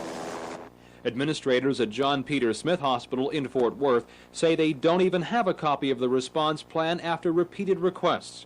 Airport directors say they were unaware of trouble getting a copy of the plan to the hospital. The report also cites problems identifying command posts and distributing medical supplies. The NTSB feels paramedics should handle supplies. DFW officials disagree. Better to use a trained paramedic to save lives than acting as a supply clerk in time of disaster. Airport officials say they continually work to improve the emergency response system, but they say until any plan is tested, it's still a plan.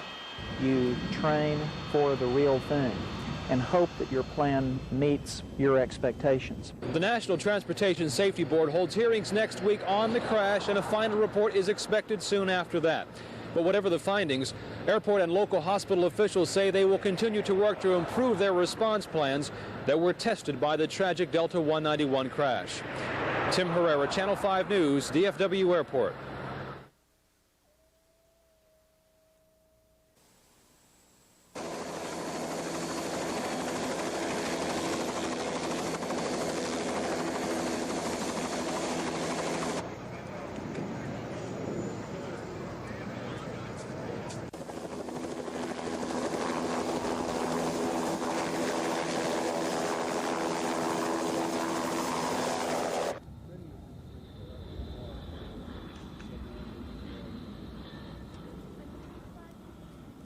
We find that our response plan adequately handled the crash August 2nd. But as the National Transportation Safety Board findings have reported out in recent days, there are ways to improve on that plan.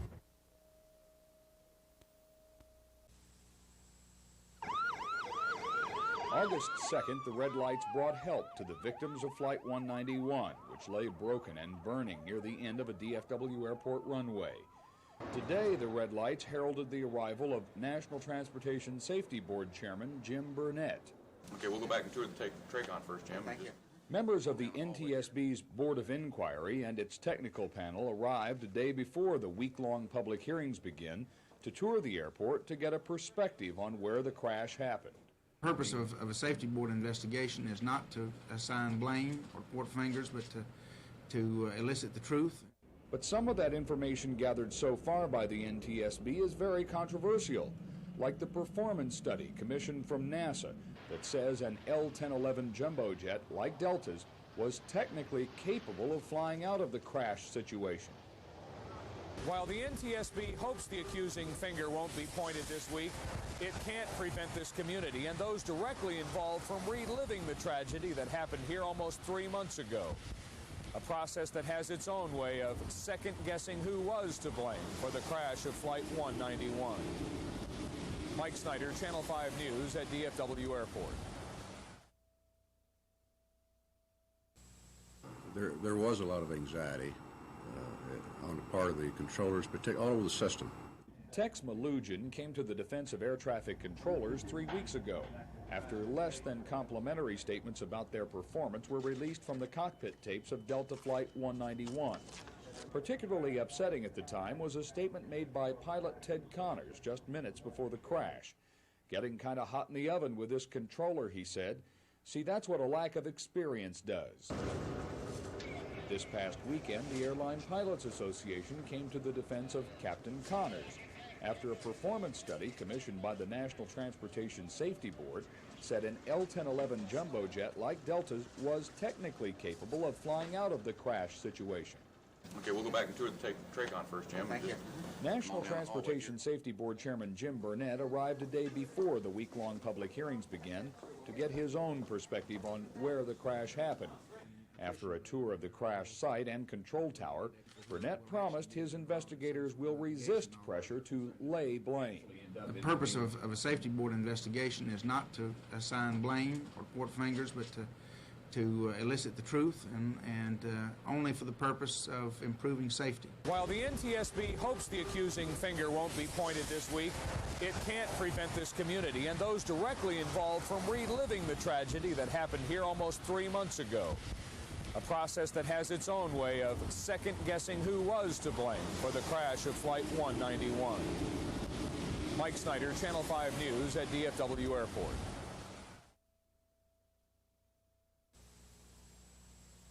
Turbulence. Two crash survivors, including Delta flight attendant 𝗗𝗄𝗏, both clearly described extremely bad weather conditions during the last few moments of Flight 191. NTSB investigators took that cue to hammer away at the next witness, Ruben Encinas, a weather radar specialist from the National Weather Station in Stephenville.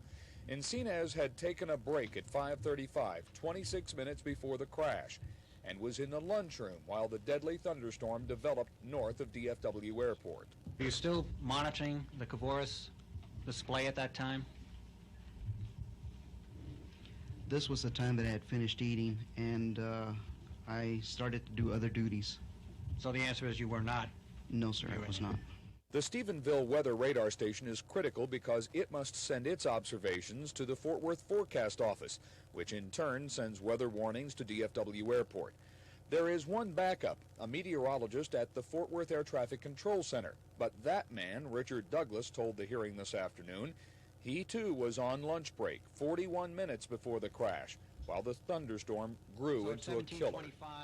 What prompted you to go to dinner at 17:25 as opposed to earlier or later that evening? Okay, the precipitation and thunderstorm activity that was occurring from north central Texas to Louisiana was causing us quite a bit of problems between 4:30 and a little after 5.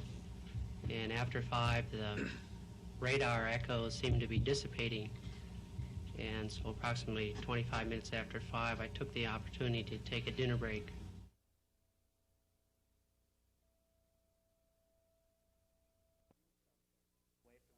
They feel they've got to do something, fight back at death. The only way they know to fight back at death, you really can't punch it or hit it. The only way they know to fight back is to sue someone. That statement was made only days after the Delta crash, as attorneys moved in to consider passenger claims. The sky was so dark. Today, the attorneys were back, representing claimants from Florida to Arizona. Mainly, we are here to observe the demeanor of the witnesses and to check out the government's evidence. The suits that have been filed seek damages against the Federal Aviation Administration, the Weather Bureau, and Delta. The idea is to try, first of all, to determine what exactly caused the accident, the parties at fault, and to try to recover for those people who have lost breadwinners and earners in their family. Delta attorneys refused to discuss the lawsuits. FAA attorneys who refused to comment on camera would only say filing lawsuits and winning them are two different things. The next step for these attorneys will be when a judicial panel on multi-district court cases meets to decide where all of these cases should be heard. That meeting will take place in November. Regina Benjamin, Channel 5 News at the NTSB hearing.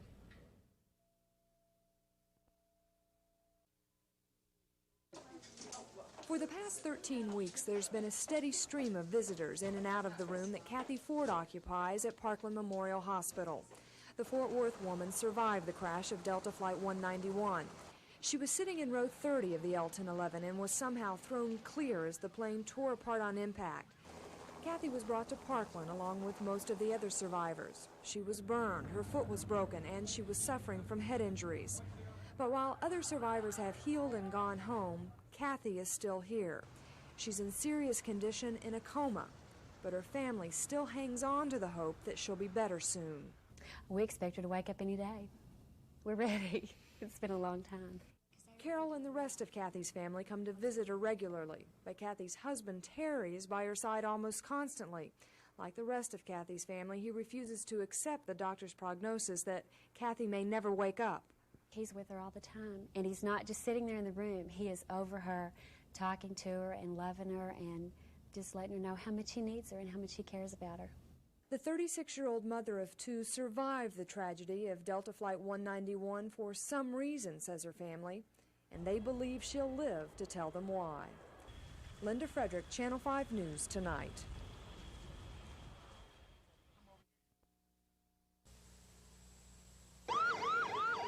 When the first ambulances came screaming toward DFW Airport August 2nd, the rain was pouring down in a violent thunderstorm. But Delta pilot Ted Connors had no idea the weather was that bad moments before he crashed Flight 191. The forecasters hadn't said a thing. Why did I not issue a warning? That's exactly what investigators from the National Transportation Safety Board have come to Irving to find out from meteorologist Jack Williams and others in the National Weather Service. Stephenville Weather Station radar specialist Ruben Encinas told the investigators he had taken a break in the lunchroom 26 minutes before the crash. When you take a dinner break, are you required to notify anybody? No, sir, I am not. Encinas didn't see the deadly thunderstorm developing at the north end of DFW Airport. That's critical because he must send his observation to the Fort Worth Forecasting Office. That in turn sends a warning to DFW Airport. The backup, a meteorologist at Fort Worth Air Traffic Control Center, had also gone on lunch break at the same time. And after 5, the radar echoes seemed to be dissipating. But when the two men came back from their lunch breaks about 6 minutes before the crash, there was a rapidly developing thunderstorm at the north end of DFW. Even though he knew about it then, Fort Worth forecaster Jack Williams sent no weather warning to the airport. And the aviation community is so jaded with warnings that don't materialize that they simply tune you out. But on August 2nd, the threat of a deadly thunderstorm did materialize, and the following crash claimed 137 lives. The hearings continue later this morning. Mike Snyder, Channel 5 News, DFW Airport.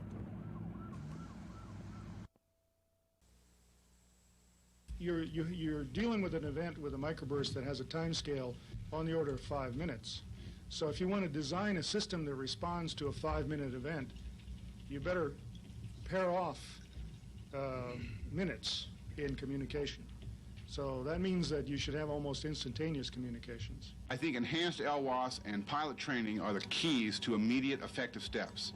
I would caution against trying to move ahead with Doppler technology faster than the technology can provide.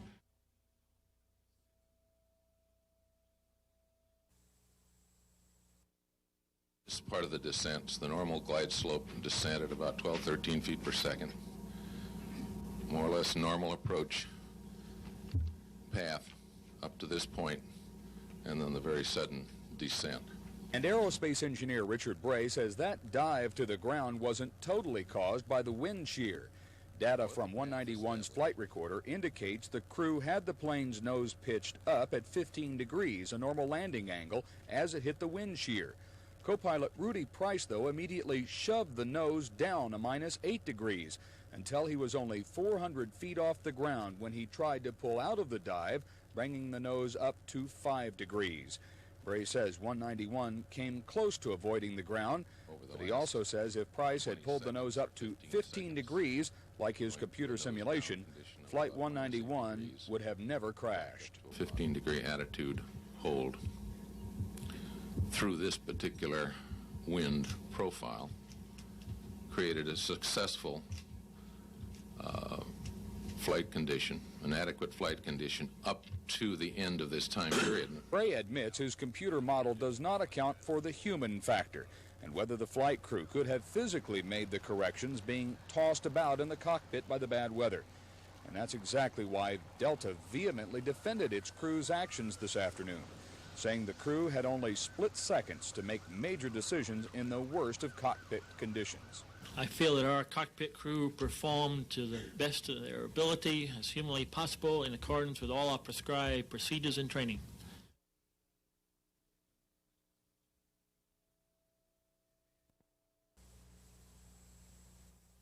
The computer program does not represent the pilot's response in any way. But the computer program NASA aerospace engineer Richard Bray used could simulate the weather and airplane performance characteristics involved in the crash of Delta Flight 191. This part of the descent, the normal glide slope descent at about 13 feet per second. More or less normal approach path up to this point, and then the very sudden descent. And Bray says that dive to the ground wasn't totally caused by the wind shear 191 tried to fly through. Data from 191's flight recorder indicates co-pilot Rudy Price did have the plane's nose pitched up at the normal landing angle of 15 degrees just before hitting the shear. But instead of keeping the nose up and pulling full power, which is Delta's written procedure to penetrate wind shear, Price shoved the nose down a -8 degrees, plunging until he was only 400 feet off the ground, when he then added full power and tried to pull out of the dive, bringing the nose up to 5 degrees. It came close to missing the ground. And Bray suggests if 191 had pulled its nose up to 15 degrees like his NASA computer simulation did, the plane was capable of avoiding the crash. But Bray admits his computer model does not account for the human factor, and Delta defended its flight crew for that very reason, claiming it had only split seconds to make corrections while being tossed violently in the cockpit. I feel that our cockpit crew performed to the best of their ability as humanly possible in accordance with all our prescribed procedures and training. Members of the Airline Pilots Association have complained the NTSB is favoring pilot error. Air traffic controllers will be on the hot seat tomorrow. Mike Snyder, Channel 5 News Tonight, Irving.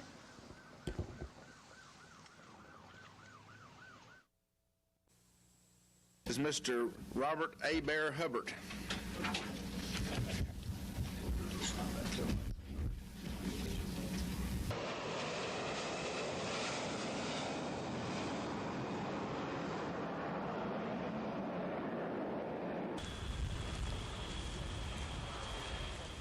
That he was helping out in the course of this? Not that I'm aware of. Relatively high clouds, just puffy clouds. Scheduled to testify at this hearing. This part of our investigation is at an end. Now, would the request that within the sensor area of the LWAS geometry. Keep in mind, that system is only good within the area of the sensors itself. It does not extend it. I had no factual information that a thunderstorm was there. Controller Robert Hubbard directed Delta Flight 191 toward DFW Airport by radar. He knew about the rain cloud at the north end of DFW Airport that day, but told investigators he didn't report a thunderstorm to 191's crew because his radar isn't capable of seeing such a storm.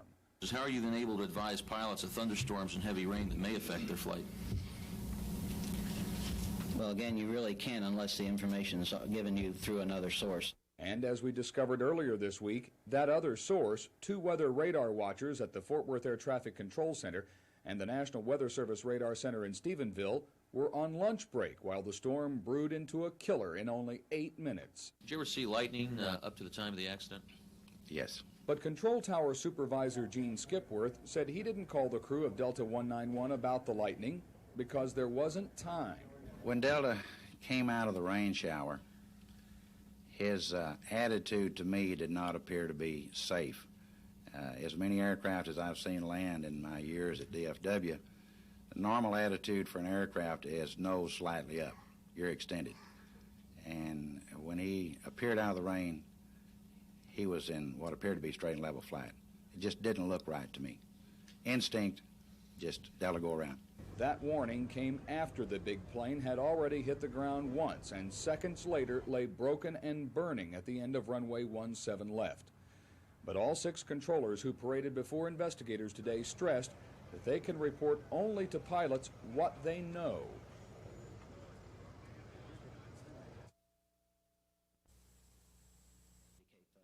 We only know thunderstorms when they're either given to us through pilot reports or by a weather observer. And Controller Robert Hubbard, who helped guide Delta Flight 191 to DFW Airport August 2nd, says he knew nothing about the thunderstorm the plane tried to fly through that day. The radar is only capable of displaying an area precipitation, which would not necessarily indicate thunderstorm.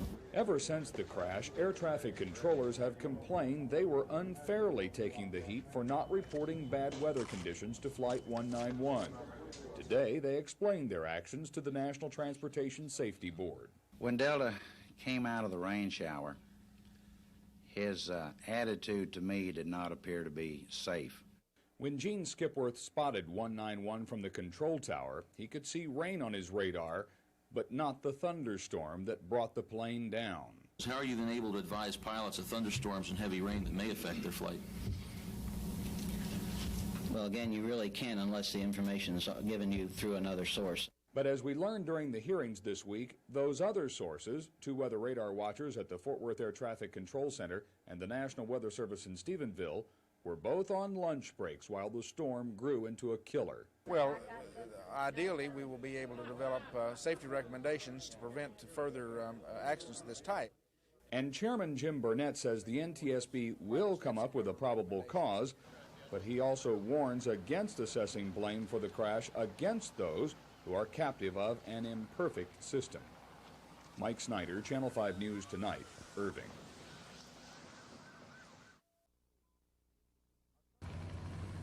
A summary of the report was issued today by Delta headquarters in Atlanta as the L-1011 jumbo jet entered a rain shower over DFW Airport. Quote, the crew in command of Flight 191 had no inkling whatsoever of the storm's severity.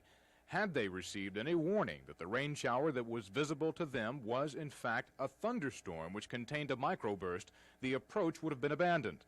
The crew of Flight 191 did everything that was possible to save the plane. Unfortunately, the weather phenomena encountered by 191 were simply non-survivable, end quote.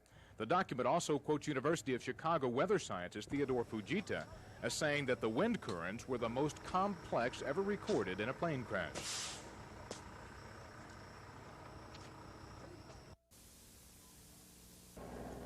The National Transportation Safety Board has accepted as a given that a severe microburst or wind shear ultimately knocked Delta Flight 191 from the sky.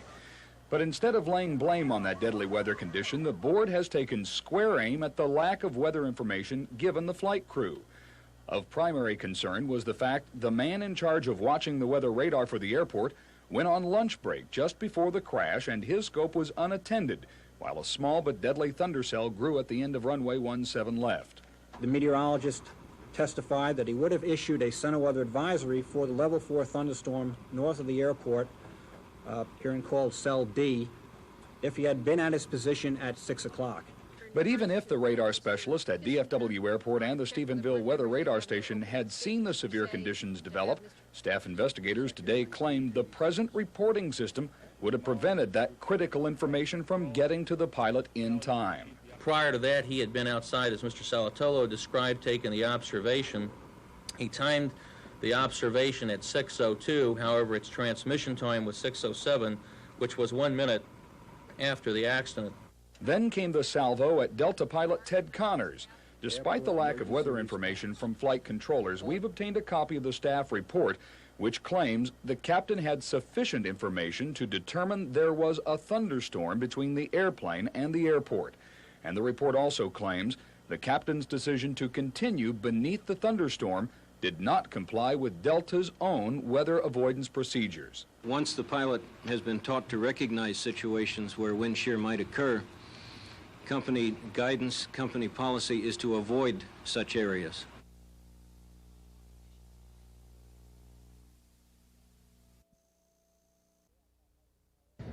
When he landed on the freeway here, I thought maybe, well, he might make it, and then he went over there and it's just a giant flame. Before the giant flame, Flight 191 flew into what's called a multiple microburst, a violent downdraft in a thunderstorm commonly called wind shear. That forced the plane downward and made it impossible to recover enough altitude before falling to the ground 6,000 feet short of the runway. The National Transportation Safety Board concluded wind shear caused the accident, but added that the major probable cause was the flight crew's decision to continue the approach into the storm, which they could see had lightning in it. The staff report has harsh criticism of Delta Captain Ted Connors. It says the captain had sufficient information to determine there was a thunderstorm between the airplane and the airport. And the report says the captain's decision to continue beneath the thunderstorm did not comply with Delta's own weather avoidance procedures. Knowledge for the clues that things were there and people failed to recognize them without any malice or wanting to get into the situation.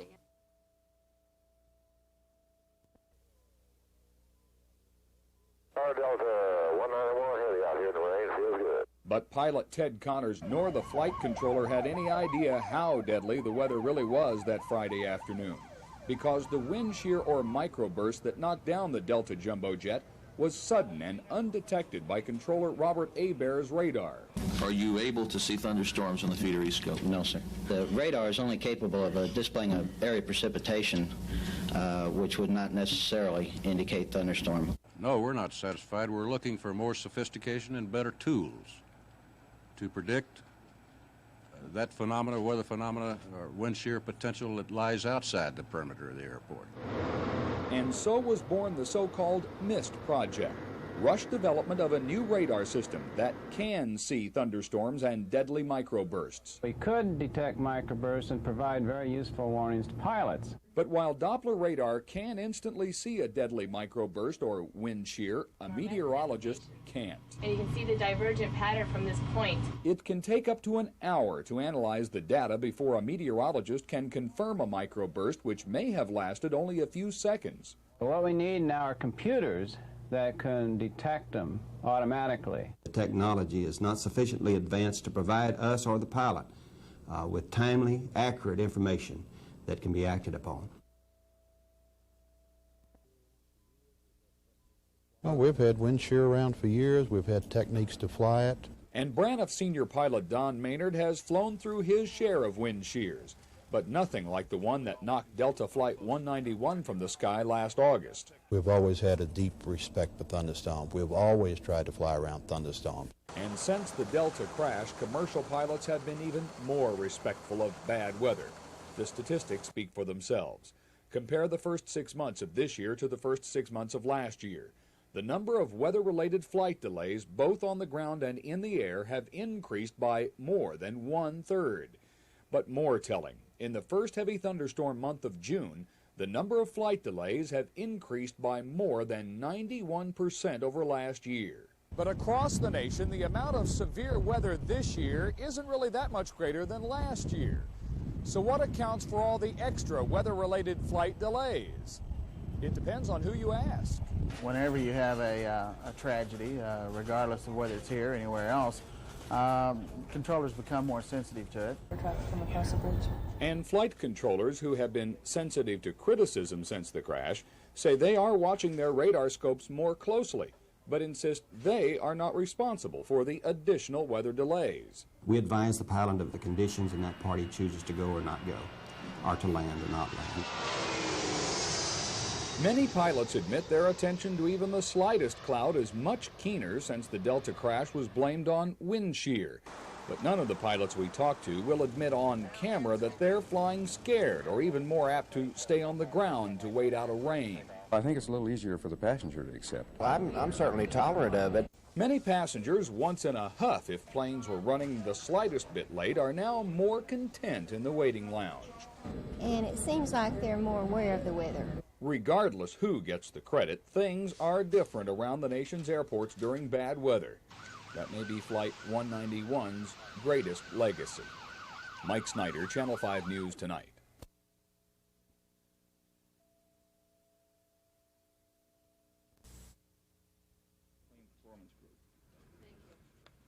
With that, I would like to call on Mr. Spicer. Because of the large number of staff that have worked on this report, 2 staff.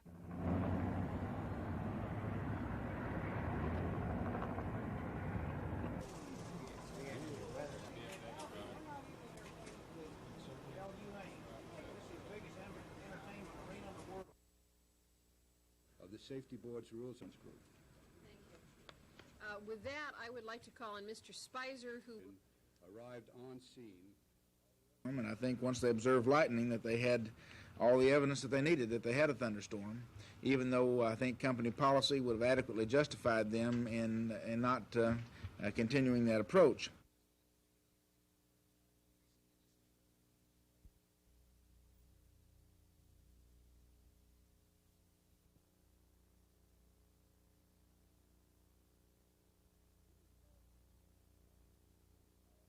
We regard with the most enormous concern, however, the fact that no warning was given to our pilots by anybody, by the National Weather Service, by the FAA ATC controllers, as to the presence of the thunderstorm, even though both were well aware of its presence at the airport in a very, very critical location.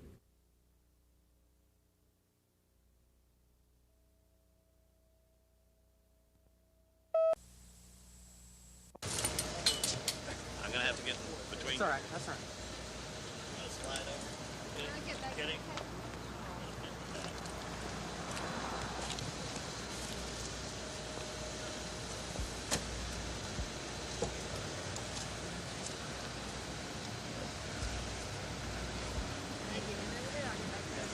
Is there enough room for her to get in over there?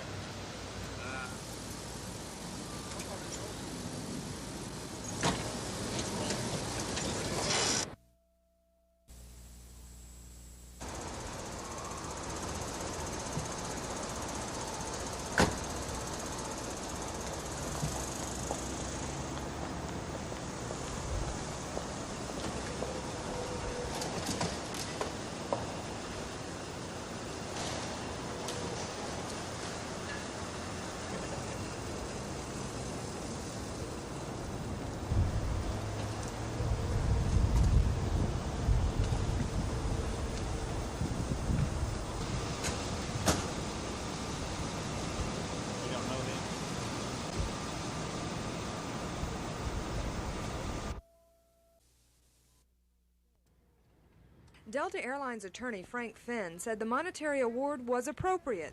I think the jury heard the evidence and awarded sums that were entirely appropriate, consistent with the evidence heard. As for setting a precedent among the other 50 plaintiffs who are seeking damages from Delta, Finn claimed this verdict will send them a message. I would hope it would tell everybody that Delta is fair, but that we're not going to be taken advantage of. Kathy Reynolds was visibly upset by the decision. She had sought nearly $2 million from Delta for her husband's lost earnings. The jury granted her just $100,000 in that category. However, Reynolds' 2 children were given almost $250,000 for loss of support and services and parental companionship. Overall, I thought that it was low for the death of a man leaving a wife and 2 children. Overall, I'm glad we did this because it was twice what we had received in an offer from Delta.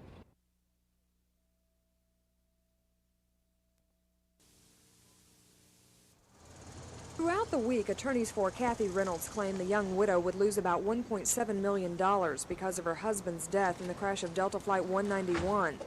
Delta was willing to compensate Paul Reynolds' widow, but only offered $300,000, so the case went to federal court.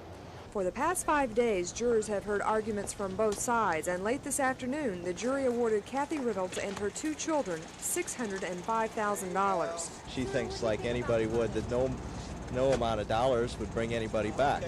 And I sure understand that, and I feel for her, and she would hurt whatever it would be. Delta will end up paying twice as much as originally offered, but Delta attorney Frank Finn said the $605,000 sum was in line with the facts of this case. I think the jury heard the evidence and awarded sums that were entirely appropriate, consistent with the evidence heard. This was just the first of 50 lawsuits against Delta. Finn said he hopes today's decision will send other plaintiffs a message. If plaintiffs will simply come to these matters with their losses, with legitimate concerns, Delta has talked with them and will continue to do so. Trial dates for the other lawsuits against Delta have not been set yet. Linda Frederick, Channel 5 News in Fort Worth.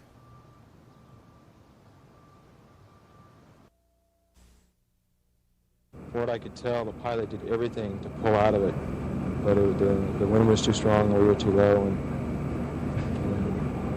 you know the rest from there. From there, the rest was the epitome of tragedy. 137 people killed in the worst air disaster in Texas history. The National Transportation Safety Board announced the hard facts last month. A violent microburst of downward pushing air generated by a thunderstorm combined with swirling vortices of air to produce wind shear.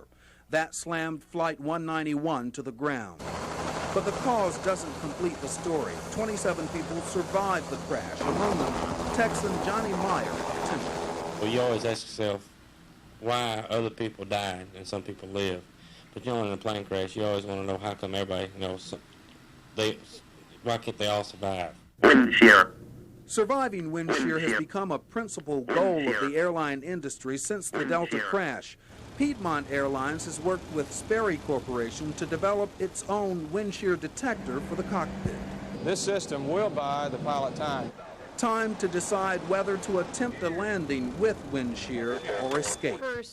In its conclusions, the NTSB said Delta 191's pilot had the time he needed to decide, but made the wrong choice. There was a decision made to continue into a thunderstorm, and I think once they observed lightning that they had all the evidence that they needed that they had a thunderstorm, even though I think company policy would have adequately justified them in not continuing that approach. Delta disagrees and says its pilot did not get the weather information he needed from the tower. That argument will rage on as lawsuits come to court. And for those who live through it, the horrible memory will never die. I start thinking about it during the day, then if I take it to bed with me at night, I have nightmares about it.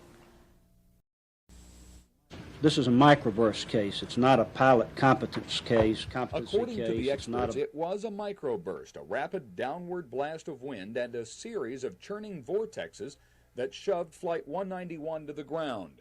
But before this crash, there had never been proof of theories that thunderstorm-produced wind shears or microburst could also produce a swirling and unflyable vortex.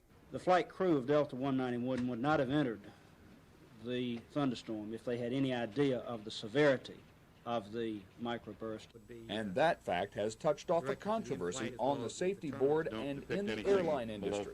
Don't take off and land through thunderstorms. That's pretty straightforward guidance.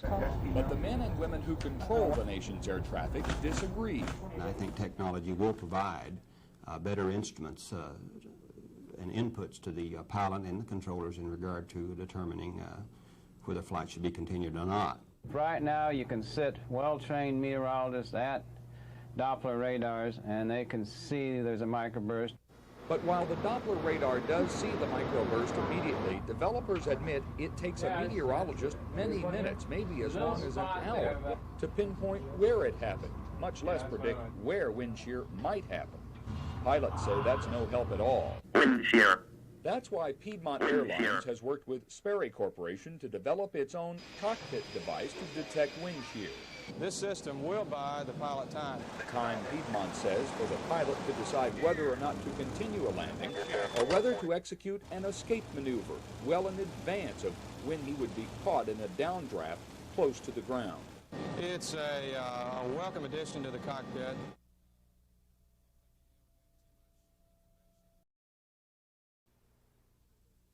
Since this is obviously a weather-related accident, I think experts have confirmed it was a microburst, a rapid downward blast of wind and a series of swirling vortexes spawned by a rapidly developing thunderstorm cell that shoved Flight 191 to the ground. But the National Transportation Safety Board says that wasn't the root cause of the crash. It blamed Delta pilot Ted Connors.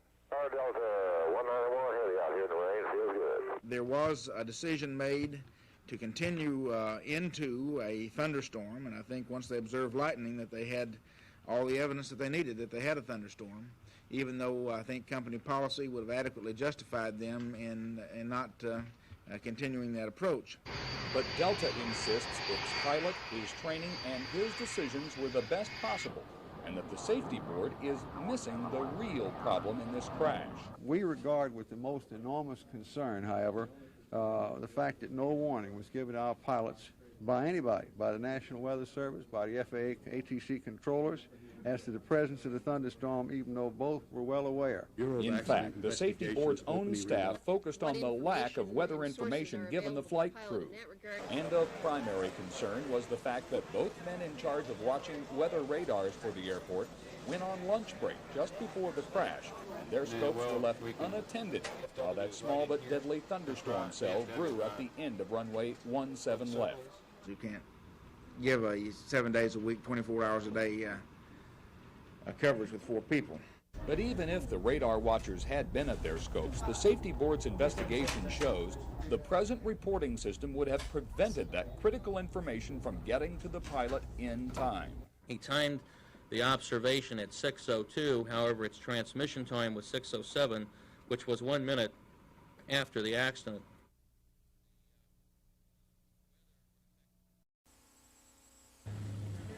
The memories from that Friday evening in August will never die for those who survived. I never thought I was ever going to die. I was always sure that I was going to get out.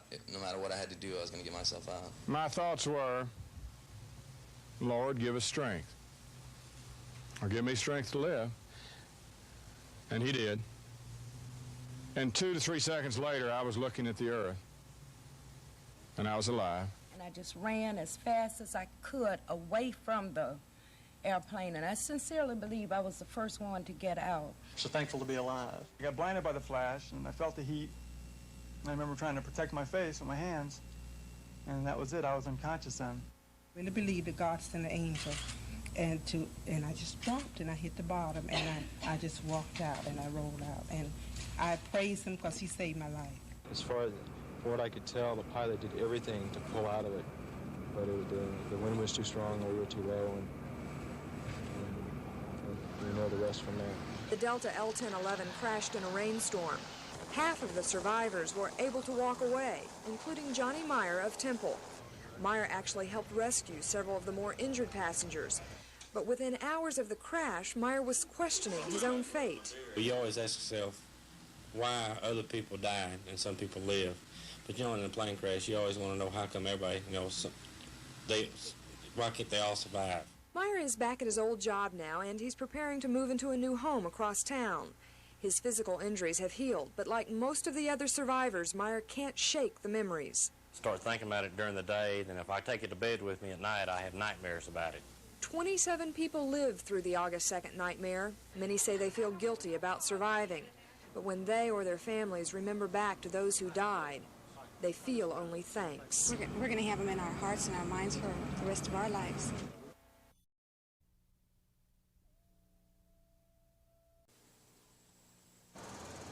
Kathy Reynolds' case is the only one to go to trial. She was awarded $600,000 after her husband, Paul, died in the Delta crash. She thinks, like anybody would, that no amount of dollars would bring anybody back. But the award wasn't made until after a nasty picture of the Reynolds' lives was painted for the jury. The insurance company is playing real hardball on these cases. Hal Monk represents 7 people suing Delta. He says the remaining cases will be just as hard fought as the Reynolds case. I think that is indicative of what Delta's insurance company will do on all of these cases. About 50 lawsuits in all have been filed against Delta.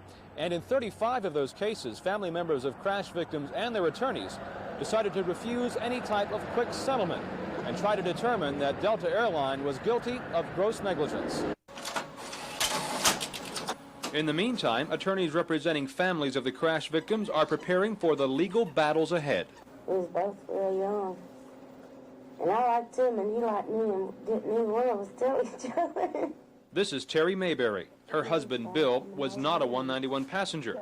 He was the man killed when the downed plane hit his car. We started dating and he started coming over. And this video presentation is the product of attorney Wendell Turley. He represents 7 clients, including Terry Mayberry. He says the NTSB finding of pilot error should have some bearing on remaining lawsuits. The analysis that led to that determination is of great impact in the studies that the plaintiffs' committee is making to try to determine our course of action in this litigation. Insurance experts say it'll take at least 2 years to settle the remaining Delta lawsuits and will cost the airline nearly $200 million. Tim Herrera, Channel 5 News.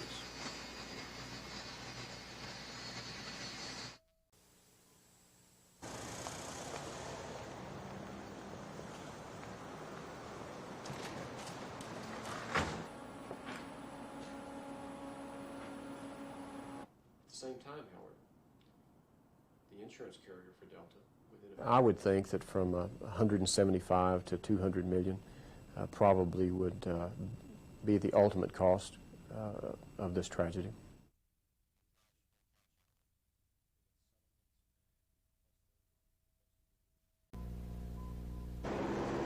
The remains of Delta Flight 191 lying on a runway at DFW Airport almost 4 years ago, and still the memories are fresh in the minds of those who lost loved ones in the crash, those who saw the wreckage. For Delta officials, today's Florida decision gives them a long-awaited chance to feel relief. It's a great feeling. After 3.5 years of fighting this battle, a good jury has finally decided that the accident was not Delta's fault, and it's a very good feeling. The Florida jury said Delta did not cause the crash, but somebody else did.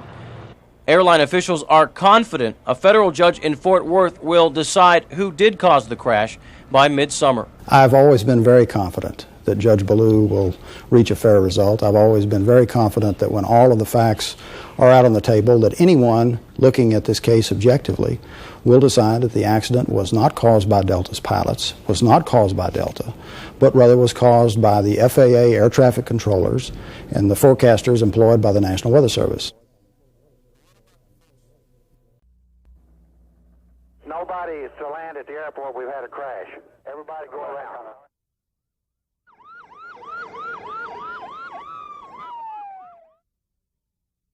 I'm hoping that he is one of the survivors.